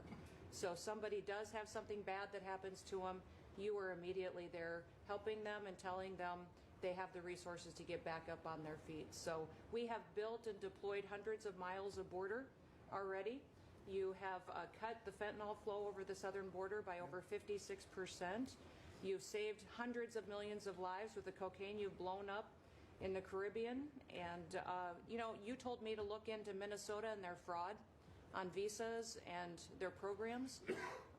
50% of them are fraudulent, which means that wacko Governor Walz either is an idiot or he did it on purpose. And I think he's bold, sir. He brought people in there illegally that never should have been in this country, said they were somebody that they're not. They said they were married to somebody who was their brother or somebody else. Fraudulent visa applications, signed up for government programs, took hundreds of billions of dollars from the taxpayers, and we're going to remove them and we're going to get our money back. And we're going to, this next year, make sure that we only put people in leadership positions in this country that love this country and have its back. So thank you for letting us get up every day and have a purpose. We appreciate you. Very much. Thanks, Christy. Appreciate it. Mr. President, you're exactly right. We are saving this country. We're doing it one Main Street at a time, and we're doing it at record speed and at record levels. Under your leadership, small business optimism, according to the U.S. Chamber Index for small businesses, has reached an all-time high in the history of that index. So on Main Street, the economy is coming back thanks to your leadership, thanks to getting Biden inflation under control, Small businesses' number one concern right now is finding skilled labor, and that's why Secretary Chavez de Rima and I have entered into an MOU to speed that workforce to small businesses that under this administration are now at record levels. 36 million small businesses have now taken on board, for the first time in the SBA's history, $100 billion. That's $45 billion in small business lending at 85,000 small businesses, most of that under your term, and $52 billion out to small business investment companies. So we are running this agency like the best run bank in the country. We are growing small businesses across Main Street, and we're deregulating to the tune of $100 billion, working with all my fellow cabinet members. And thank you for putting together the best cabinet in history. Iron sharpens iron, and thank you for bringing such a strong leadership group together. And then finally, I've walked factory floors from Alaska to Maine, and the workers, the small businesses, most manufacturers in this country are small businesses, 600,000 of them. They are so grateful to your fair trade, low inflation, deregulation agenda that is creating national security and economic security in this country like never before. And so I want to also finally thank you for bringing faith back to the White House, to this administration. I want to thank Brooke for hosting the Cabinet Bible Study and invite everyone tomorrow to Bible study and making this country something that we can be so proud of under your leadership. And I am so blessed and honored to be part of this team. So thank you, Mr. President. Thank you very much. Thank you, Mr. President, for your leadership. I am truly grateful to be a member of your team here at this table to help support you in delivering on the promises that you made to the American people. You came in with a very clear mandate of taking on the rampant weaponization, politicization of the intelligence community and federal law enforcement, experiencing yourself, the deep state abusing their power as they have against you, your family, and so many of the American people. Bring out accountability truly for those who have abused their power, and making sure that the intelligence community is supporting your efforts in keeping the American people safe, secure, and free, and being the president of peace. I'm grateful to be in this position as your Director of National Intelligence to support you in these efforts, and I'll cover very briefly what we've done over the last year under your leadership and what we look forward to continuing to focus on next year. First of all, under your leadership, again, we've taken on a historic effort for transparency, declassification, and exposing these abuses of power by these deep state actors. We've declassified over 500,000 documents, many of which had never been seen before by the American people, put them online to bring about this level of transparency. We formed a weaponization working group, again, to be able to go after a lot of these abuses of power that have never seen the light of day, to support the accountability that under Pam Bondi's leadership in the Department of Justice is coming about. Secondly, bringing about reforms to the intelligence community to make sure that we have the most effective and efficient and focused workforce that's really working on bringing about the priorities you have laid out in ensuring our country's security. And lastly, Mr. President, working with many of our partners here around the table is going after these domestic threats. We have threats coming from both Islamist ideology as well as Islamist terrorists, foreign terrorist organizations, and those who seek to do harm to the American people, many of whom were let in across our borders under the previous administration. We are focused on these tasks and this imperative for the American people, and just appreciate your leadership, Mr. President, in empowering us to be able to conduct this service. And Merry Christmas. Thank you very much. Thank you. Merry Christmas. This way. Merry Christmas. Say it loud and clear. Lee? Mr. President, your team at the Trump EPA has been crushing it all year to fix the big mess that we inherited and deliver amazing results for the American people. I've had the opportunity to visit all 50 states since confirmation earlier this year, and to hear from real people where they meet, where they live, and to bring their great ideas and their asks back to us to be able to deliver for them. At the Trump EPA, we have proven that you can both protect the environment and grow the economy. On the environmental front, since you were sworn in earlier this year, we have averaged a big environmental accomplishment every single day. On the 100th day, the 200th day, the 300th day of your presidency, each time we released a list of our top 100 environmental accomplishments. That has included a historic LA wildfire cleanup that you ordered us to complete in record time, which we did, and the Army Corps, under the leadership of our great Secretary of War, did their part as well. The federal government completely did all of the work needed to allow these residents and businesses to be able to rebuild, but poor leadership at the local and state level, unfortunately, is still resulting in these property owners unable to rebuild, and it's wrong. We also were able to reach an agreement with Mexico to be able to implement a plan to permanently end a decades-old raw sewage crisis on the southern border with Mexico. And Secretary Rubio and his team, Chris Landau, Ambassador Johnson, they've been amazing to get that done. On the deregulatory front, we have proudly launched a massive blitz that amounts to the largest deregulatory effort by any agency in the history of the United States. To put some perspective on it, in 1 year, at one agency, we will do more deregulation than entire presidencies have done across all agencies. It's incredible. You could go back across 4-year terms, 8-year terms, you've never seen this much deregulation. One agency, 1 year. In fact, when finalized, the proposed rescission of the 2009 Obama EPA endangerment finding amounts to the largest deregulatory action in the history of the United States of America. From fixing the agency's definition of waters of the United States, which is important for our farmers, our ranchers, and other landowners, to the effort to end electric vehicle mandates and promote consumer choice, eliminating regulations designed to eliminate entire sectors of our energy economy. We're thinking big and we're delivering big. We have reduced terrible deratements on diesel exhaust fluid systems. We're getting water moving faster, new pipelines and power plants built, and we're helping to unleash energy dominance. Mr. President, on the operational front, we have significantly reduced the size of the agency workforce, and we are accomplishing more with less. It's all about priorities, and our focus is on fulfilling our statutory obligations, helping to fast-track project approvals that were taking way too long, and closely following the law, as well as key Supreme Court decisions like Loper-Bright that overturned the Chevron doctrine. We inherited massive backlogs that we have been eliminating all year long. We've been implementing your executive order to end COVID-era remote work. We consolidated real estate, canceled expensive media subscriptions, and closed the Biden EPA museum that none of you knew even existed. I'm sure none of you actually visited. To put it another way, in 2024, the Biden EPA obligated and spent over $60 billion in 1 year, an agency with an operational budget of about $10 billion a year. In their own words, caught on camera, they were tossing gold bars off the Titanic, wasting precious tax dollars to pay off well-connected Obama and Biden officials.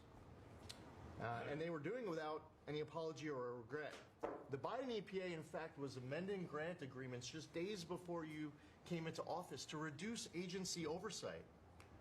But this year, 2025, at the Trump EPA, similar theme that you'll hear from everyone around this table. With our actions canceling wasteful grants and implementing other measures just mentioned, we have saved $30 billion. They spent over $60 billion. We have saved over $30 billion. The bottom line, by the way, is that the Green New scam is dead. It's a new day at the EPA where we will protect the environment and grow the economy. We will deliver on the Trump mandate every day. And we will fight with just one constituency front of mind, and that is the American people. Thank you, Mr. President, for being willing to take a bullet for this country. And if you were to ask me what I'm grateful for, whether it's a Thanksgiving, it's a Christmas, a Hanukkah, a New Year's, any time of year, the fact that this president, after 4 years serving in office, he could have just left it in the rearview mirror and went on to really enjoy retirement. But he is willing to take a bullet for all of you tuning in at home because he believes in his flag, our freedom, our liberties, and to save the greatest country in the history of the world. So I'm grateful this holiday season for you, Mr. President. You're willing to take a bullet for all of us, and by all of us, it's the American public. Thank you. Mr. President, good morning, everyone. Well, in spite of the fact that your charge to me is to fire myself, we've really been incredibly hard at work making sure that we can return education to the states. And as I sit and listen to all the emergencies that we are addressing in this country, from the economy to our borders to everything that we're doing, I would say, sir, that if we do not fix education in our country with this hard reset that you are expecting, I think the greatest national emergency we could face is our education. Because if we are not going to educate our children, we're going to continue to fall behind the rest of the world. When there are only 30% of 12th graders, 8th graders, and 4th graders that can read at proficiency level, that is an incredibly harsh statement to make about our country. And you told me when you first were elected president, and you looked at, I think, right after you took office, the first NAEP scores, which is the Nation's Report Card, came out and showed how far down we were in educational proficiency in our country. And not only the NAEP scores, but the international scores as well, showed us about third from the bottom. You told me you were not only embarrassed, but you were angry about this, and that we had to do something to change this in our country. And we took a hard look at it, and you absolutely said the bureaucracy of education in Washington is keeping its thumb on preventing growth, what we should have, because it's best handled at the state level. Letting states put their programs in place, and some states are going to do it a lot better than others. But it's not going to happen from Washington, D.C. And when I hear things like, well, with no disrespect to any other country in the world that have really great programs, Germany, Sweden, Norway, we hear about this all the time. Point of fact is, they're this big. The United States is this big. We can't do it from Washington, D.C. It has to be done at the state level. So what we've been doing, as Lori brought up, Secretary of Labor brought up, we have a great working relationship. We have already signed and implemented one MOU or interagency agreement to handle the WIOA program and the Perkins grants to make sure it works. I call these, these are programs, pilot programs that we're putting out there. And if these are going to work, we will be able to permanently transfer these programs to other agencies. They're working like a charm. We've taken some of our best people in education. It still operates under the budget of the Department of Education and under the management of the Department of Education, but working with Lori's personnel. And when I hear pushback on that to say, well, how can this possibly work? To take education and put it in labor. Let's be efficient. One example, in order to draw down on a lot of the grants that they are helping us with, we're using their grant system. The grant system at the Department of Education is like held together with bubble gum and rubber bands. And it did not interact with any other agency. Now, we have this really smooth operation already in labor. So that has prompted us to sign also other interagency agreements, 2 more with labor, 1 with HHS, 1 with the Department of State, and we'll be moving other programs, but these are proof of concept. Let's make sure they're working and working smoothly before we ask Congress to codify these permanent moves. So that's kind of in the world of K through 12, what we're looking at right now, but in the world of higher education, as Attorney General Bondi mentioned, we've been working really very hard to make sure that we've got anti-Semitism and DEI out of our universities, and put some pretty stiff fines on, worked some good deals. I'm enjoying working with Harmeet, who is just an incredible negotiator. So we're bringing all of that to bear as well. So I can say, sir, that we are moving to return education to the states and to bring the level of education back up, making sure our students can read by reintroducing the science of reading in schools. And going into next year, I can honestly say that we've got a lean, mean machine operating at the Department of Education. There's only half the workforce when we started, and we're more efficient, and I think we're going to see better results as we move into next year. So thank you for this incredible opportunity. Thank you very much. Thank you, Mr. President, during this holiday season for empowering us at HHS, me, Dr. McCary, Jay Bhattacharya, and Dr. Oz, to change the trajectory of this agency towards public health in a way from the tradition of serving the mercantile interests of the medical industrial complex and the big pharmaceutical companies. 2 weeks ago, we ended, under your leadership, a 20-year war on women by removing the black box warnings from hormone replacement therapy. The medical cartel was telling women that hormone replacement therapy during menopause was dangerous for them. In fact, here's what the science said. It diminishes the risk of fatal heart attacks by 25%, cardiac disease by 50%, Alzheimer's by 35%, bone fractures by 50 to 60%. It improves appetite, it improves sleep, it improves energy, it improves happiness.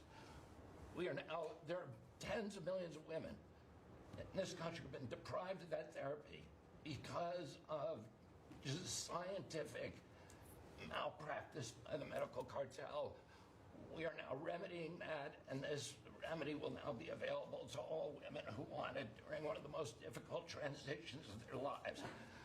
MFN is one of our greatest accomplishments. It would not have happened without you. You were the only person who believed in it. You drove us to get it done. We've now made agreements with the 5 biggest pharmaceutical companies. We have 12 more in the lineup to make agreements. By the time this administration leaves office, 95% of the drugs in this country we will have the lowest prices of any nation in the developed world. Americans are already getting the benefits from these. These companies are already lowering these prices dramatically, as you've noticed. And then this week, Howard at Department of Commerce and Jameson at the U.S. Trade Representative made a bargain with Great Britain to raise their drug prices in conformance with your promise that the Europeans would raise theirs to counterbalance us lowering ours, and therefore we would keep intact the ecosystem of innovation and protect innovation. So congratulations on that, Mr. President. When you first asked me to take this job, one of the first contacts we made was with the leading health economics professor at Harvard. And we asked him what's the one innovation that we could do that would most dramatically improve the health care experience for the average American. And he said there's no contest, it's to get rid of prior authorization.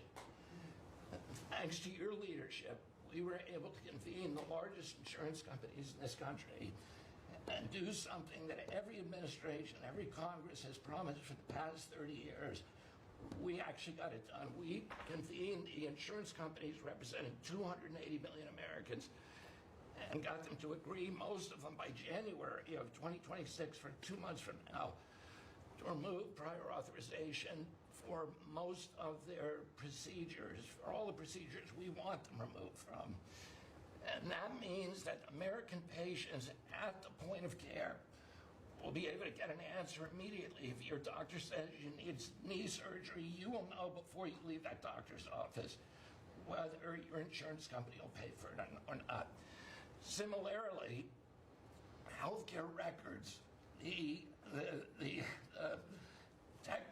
tech industry has refused to share healthcare records. You asked us to change that. We convened the 60 biggest tech companies at a conference that you presided over about 2 months ago. We now did a secondary conference which 400 leading companies have all come in and agreed to remove any kind of blockages where individual Americans can get their own health care. Americans own their health care records, yet they were not able to access them. And if you lived in New Jersey and you moved to Oregon and you got injured, you went to a hospital, you would have to spend maybe 45 minutes filling out forms on a clipboard. because your doctors there could not get your health care records. They couldn't get your blood type, your allergies, all the things they ought to know immediately so they can save your life. Now that has all changed, and all these companies now have agreed to remove all the blocks on sharing health care records.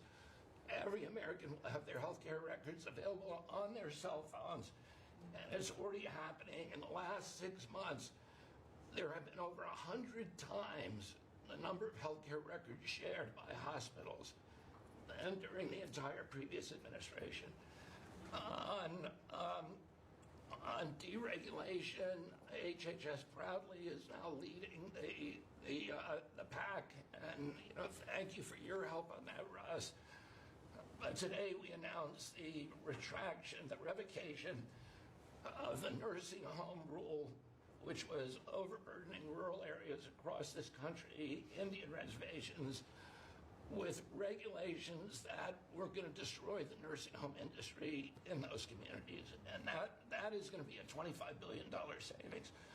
Those are some of the things that we're doing because of your leadership. President Trump, thank you so much, and Merry Christmas to you.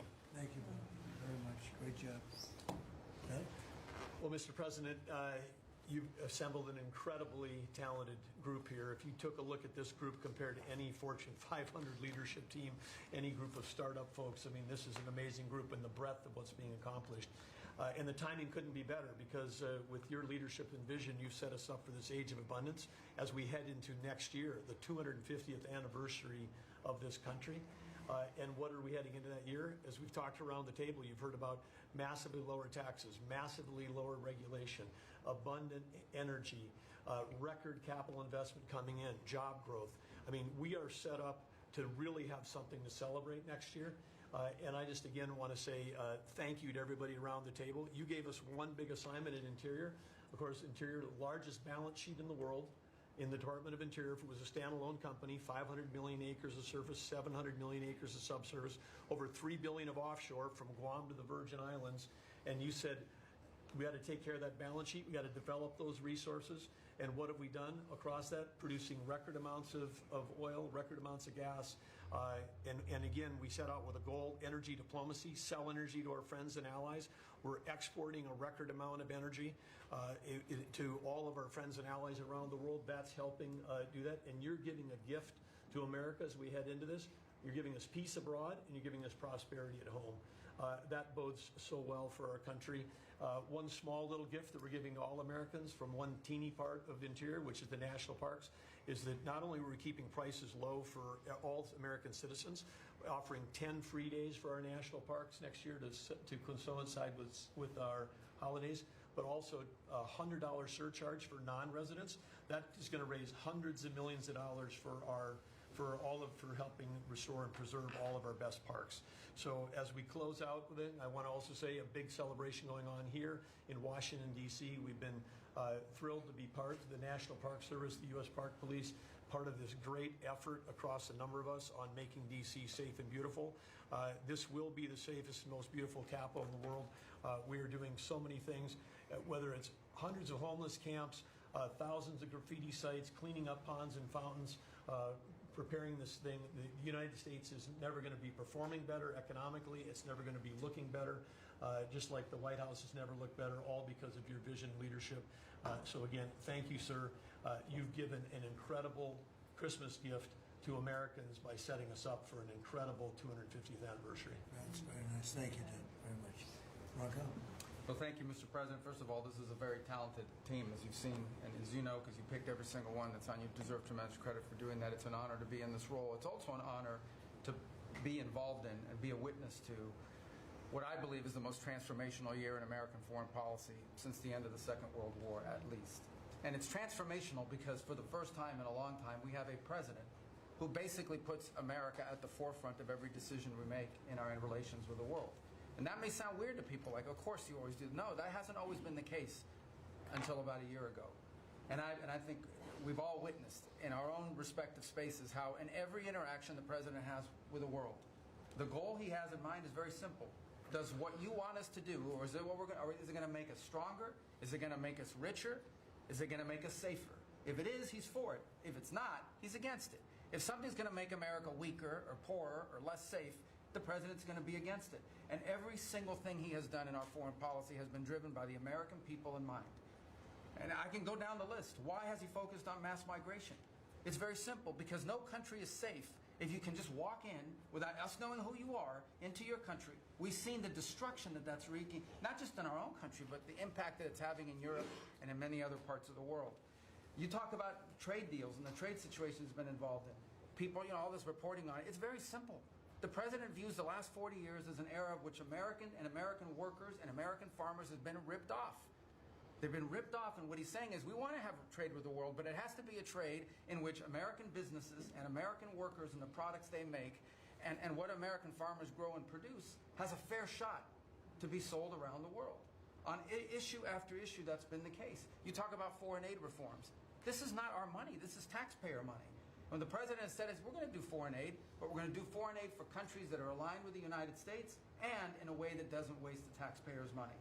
Mr. President, you deserve tremendous credit for that. Many of us, the Vice President, by the way, I want to acknowledge, has played an extraordinary role in our foreign policy, and he too has been a witness to all of this as it's been occurring, and he's been a big part of it as well. You talk about NATO.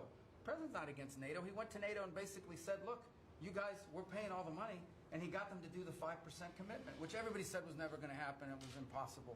Everything this president does is driven by the American people. Whether you don't have to agree with the actual move, but understand the motivation. The motivation is always you, the American people, and what's good for you, for your family, for the country, and for our economy. But the president is also committed to peace in a way that all of us have seen. He achieved in Gaza, and he does it, by the way, not just because he hates war and he thinks wars are a waste of money and lives, but because he's the only leader in the world that can.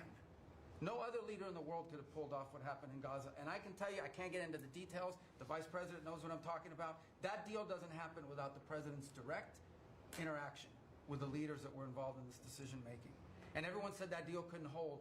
And then the president shepherded through the United Nations of all places to get a global coalition of countries to line up behind the peace deal, behind the border peace. And it's still, every day is a challenge, but it's been driven personally by the president. It's the reason why we're involved in this whole Ukraine-Russia conflict. That's not our war. It's not the president's war. This war started, it never would have happened if you'd been president. But this war is going on, and the president is trying to end it, not because, listen, we got a million things to focus on in the world as a country, but he's the only leader in the world that can help end it.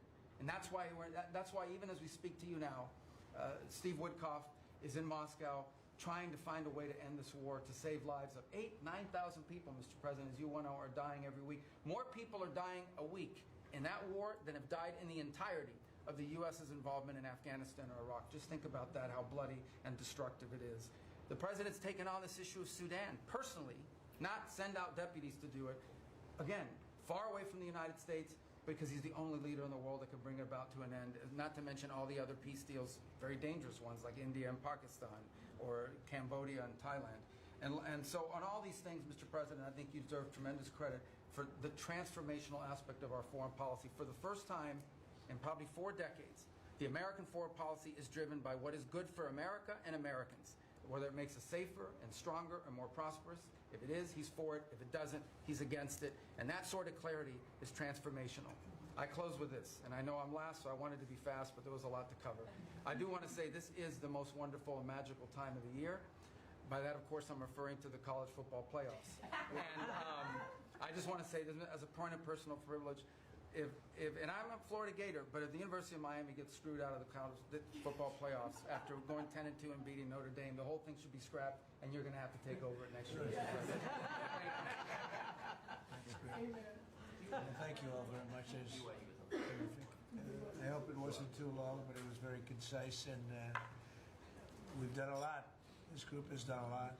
Amazing. Everybody at this table has done a fantastic. And Susie, thank you for doing a great job, as our chief has said.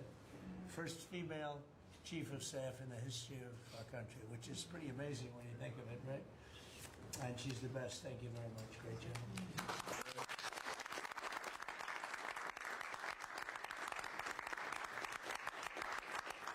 So after that, do you want to ask any questions?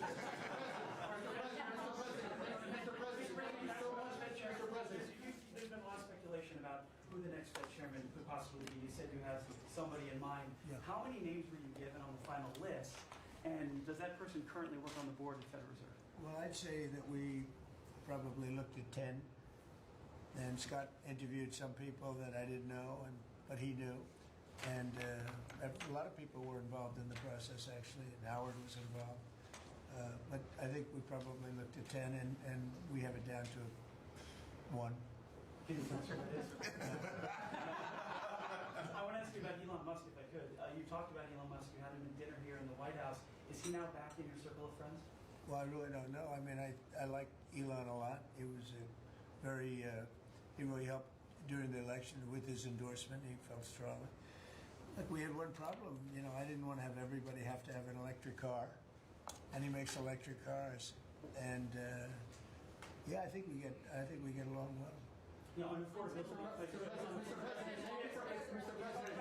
Finish up. One more, yeah. When you talk about affordability, is going forward, are the American people, do you believe, getting impatient with the reforms that you're making? They've talked about it's about. No, I think they're getting fake news from guys like you. Look,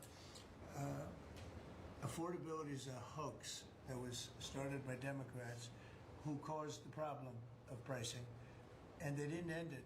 Look, they lost in a landslide. We won every swing state. We won the popular vote. We won everything. You take a look at districts. It was 2,750 to 500, 525. Because that was an affordability problem. We brought it down. Look at energy. Look at the gasoline price. It's like the simplest, and it's the biggest. Because if energy comes down, everything comes down. That's the way it works. We're going to be at 250. You said 199 in some places in the country, right? You said it. I didn't say it. And they won't check you. They'll check me. So I'd like to use your number. 199 a gallon. Unthinkable. If you go back a year and a half ago, it's unthinkable. So now we're bringing the prices down, way down. Beef is coming down now. We've done certain magic, and beef is coming down. But we inherited horrible prices. We inherited really the worst inflation in history. We inherited that. When I came in, that's what he had. And we fixed inflation. And we fixed almost everything, if you want to know the truth, including 8 wars. We got 1 to go, but including 8 wars. But when they always say, I watched today where they have a race going on right now in Tennessee, and this woman goes, affordability. They're the ones that caused the problem. The prices were way high. We're bringing the prices down.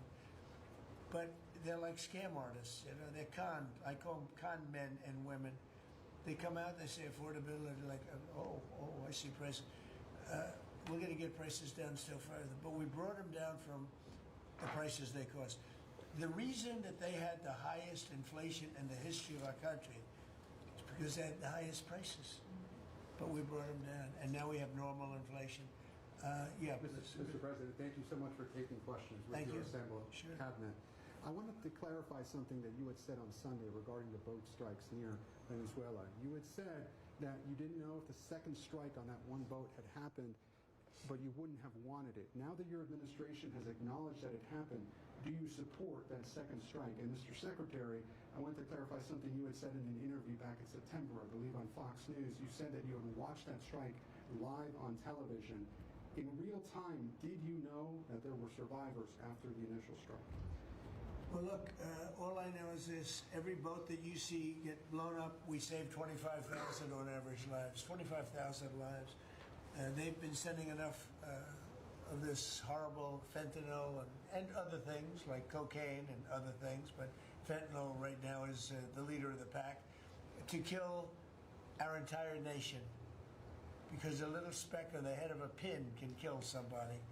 It's very dangerous stuff. I know so many people where their sons were drug addicts. They had one little sample, and they died.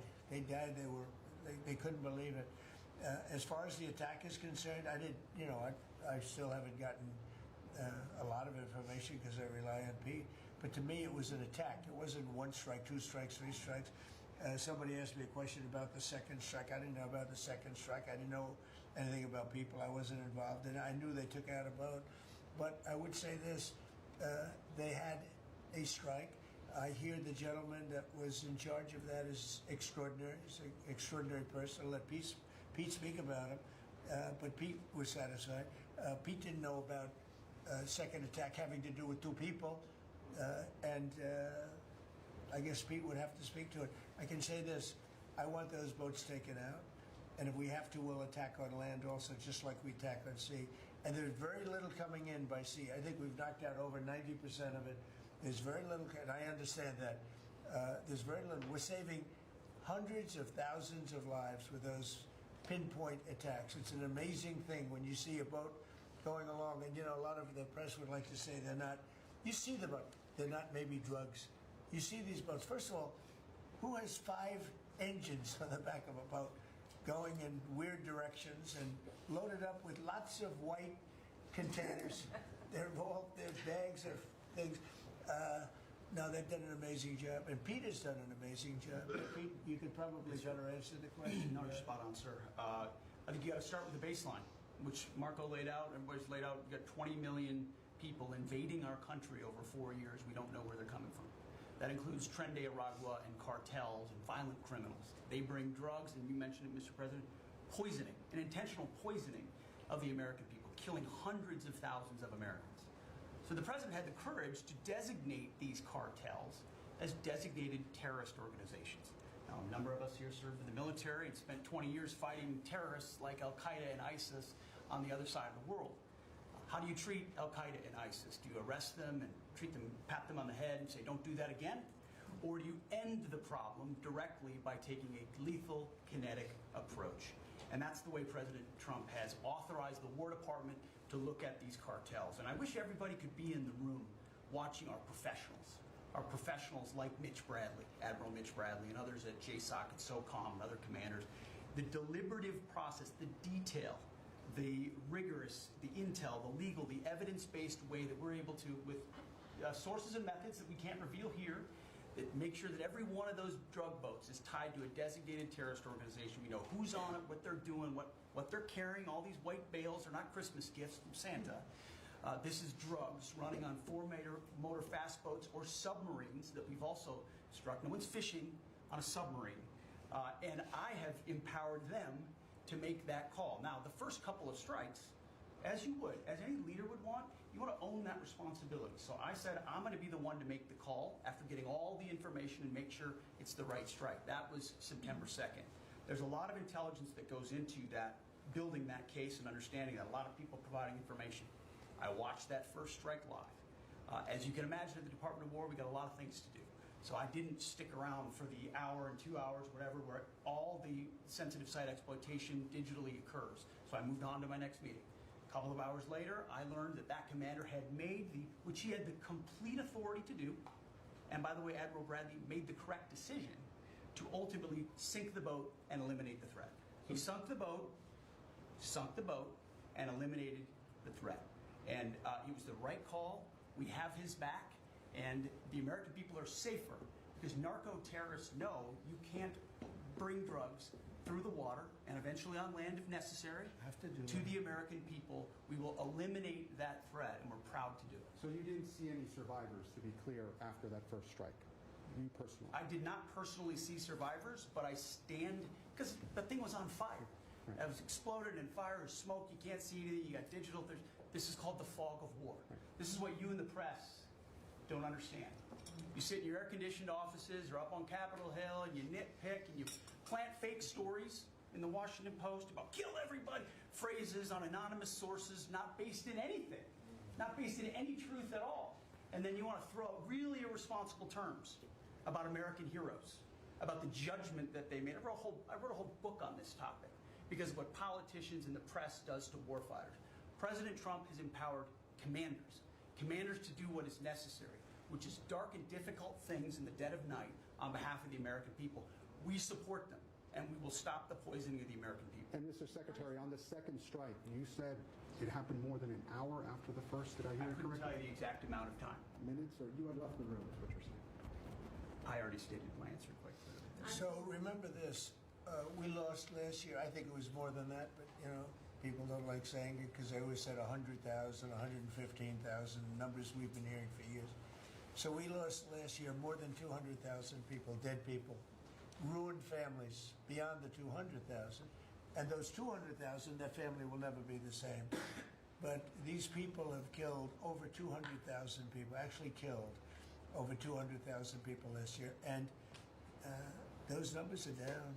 Those numbers are down. They're way down. And they're down because we're doing these strikes, and we're going to start doing those strikes on land too. You know, the land is much easier. It's much easier.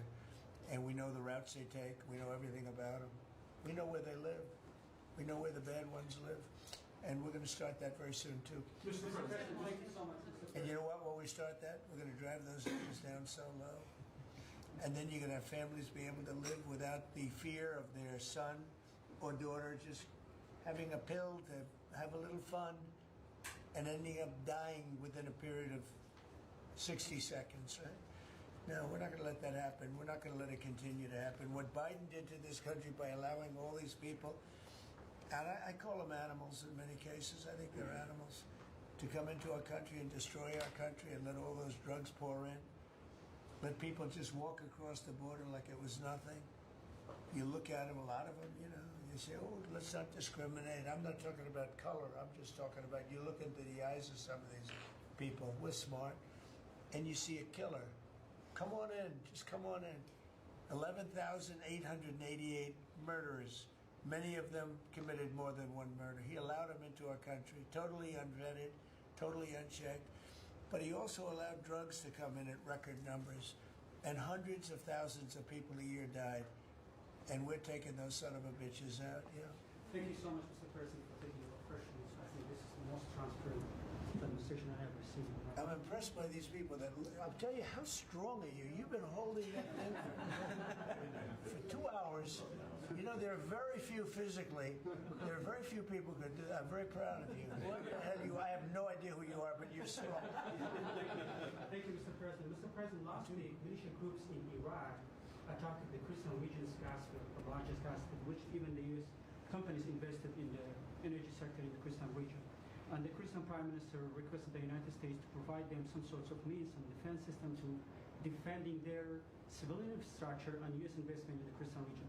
Are you willing to providing them this support? And if I add this question, tomorrow the United States is going to open and integrate. Can you speak louder? Yeah, of course. Is that possible? What? You're the most gentle, beautiful voice, but you're a very gentle person. Go ahead. Just take fewer words and louder. Yeah, sure. I wanted my first question. Last week, the Iraqi militia groups attacked one of the largest gas fields in the Kurdistan region of Iraq, which even the U.S. companies have invested in these gas fields. Yeah. And then, are you from Iraq? I'm from Kurdistan, Iraqi Kurdistan. Okay. Yeah. I'm working for Huda Media Network. And the Kurdistan region prime minister, he requested the United States to providing them some sorts of defense system to defending these gas fields and U.S. investment in the Kurdistan region. Are you willing to helping them? Well, we're going to look at it. I heard about it, and I'm hearing about it more now, frankly. It wasn't at the top of my list. It's a very unusual question, I think, but I assumed you're from the area, and to you it's a very important question, and to me it is also, because people are being killed. I will say this, Iraq has been much different in terms of us than they were prior to us taking out the nuclear capability of Iran. You know, Iran has gone down many, many steps in terms of its fear factor. They were the bully of the Middle East, and they're really not the bully of the Middle East anymore. And Iraq was being bullied by Iran. You know, we had a president that thought it was brilliant to blow them up, and they blew them up, and all of a sudden, instead of having a power that was basically equal to Iran, they had Iran ruling the Middle East for a long period of time. But Iraq, from the day we hit them with those B-2 bombers and knocked out and obliterated, because CNN said, well, maybe it wasn't total obliteration. Well, it turned out it was totally obliteration. It was every single one of those missiles hit its target. It was actually amazing, but it was wiped out, totally wiped out. I will tell you, Iraq has been a much friendlier place. They talk to us. The Prime Minister actually nominated me along with about 78 other countries for the Nobel Prize. I'm the only one that was nominated by almost 100 countries that didn't get it. but that's okay. But I saved a lot of lives.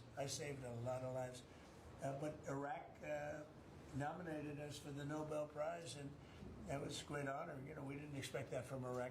Iraq has been a much, we didn't expect that from Iraq. Iraq has been a much different place since the taking out of Iran and the nuclear capability. Yeah, let's get to it. Here we go. This guy's a beauty. Go ahead. Secretary Rubio mentioned meetings ongoing in Russia today. Do you have any update from Mr. Wickoff and Mr. Kushner on that, or what are you hoping to get out of Because I've been spending too much time with you. I mean, we're spending a lot of time in here. We wanted to do this you talk about being open and transparent. This has to be the most transparent administration in history.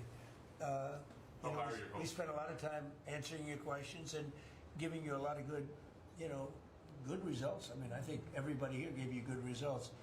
But no, I don't. I will have after I leave here. But do you hope for a breakthrough, or is it not? I don't know.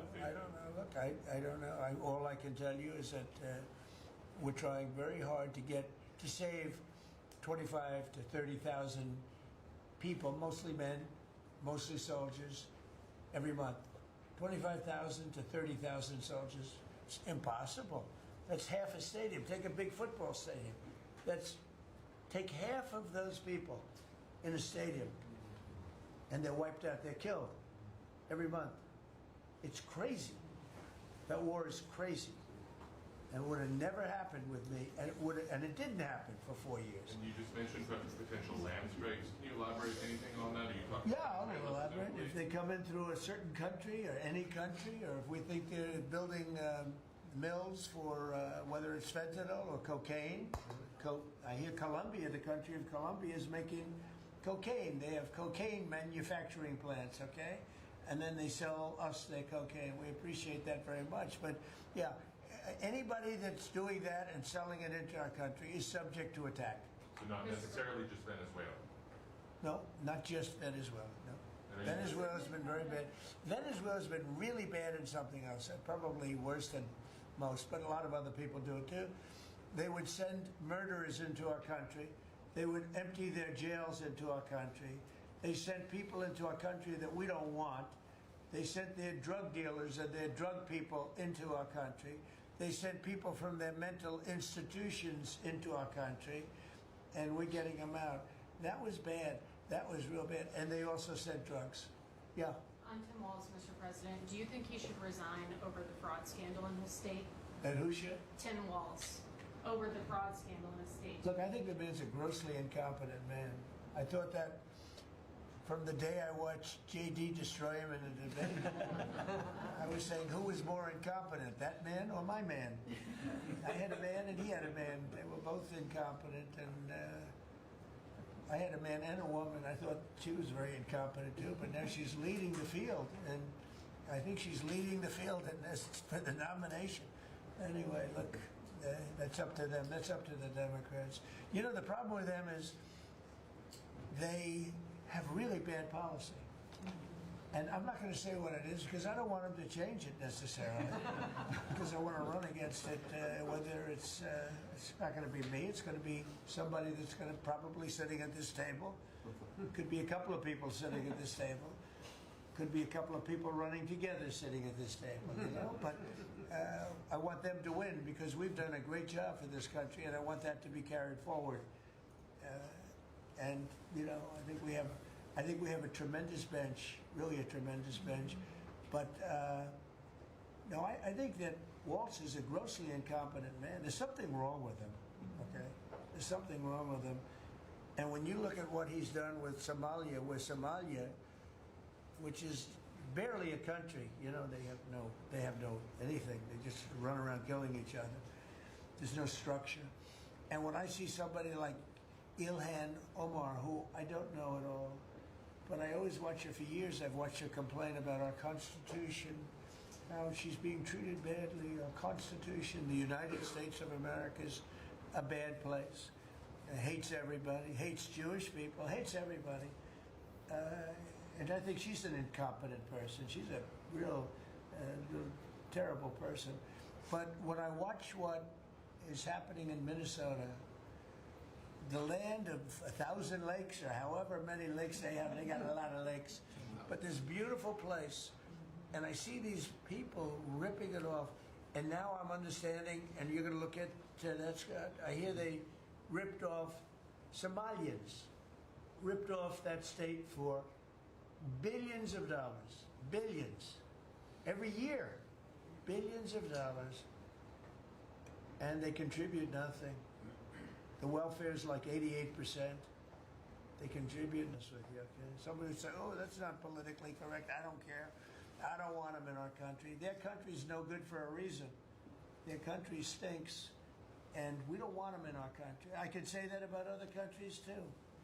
I can say it about other countries, too. We don't want them to hell. We have to rebuild our country. You know, our country's at a tipping point. We could go bad. We're at a tipping point. I don't know if people mind me saying that, but I'm saying it.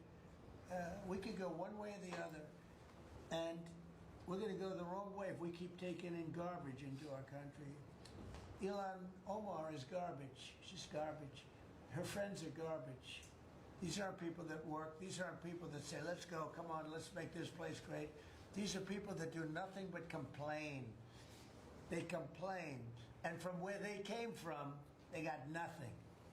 You know, they came from paradise, and they said, this isn't paradise.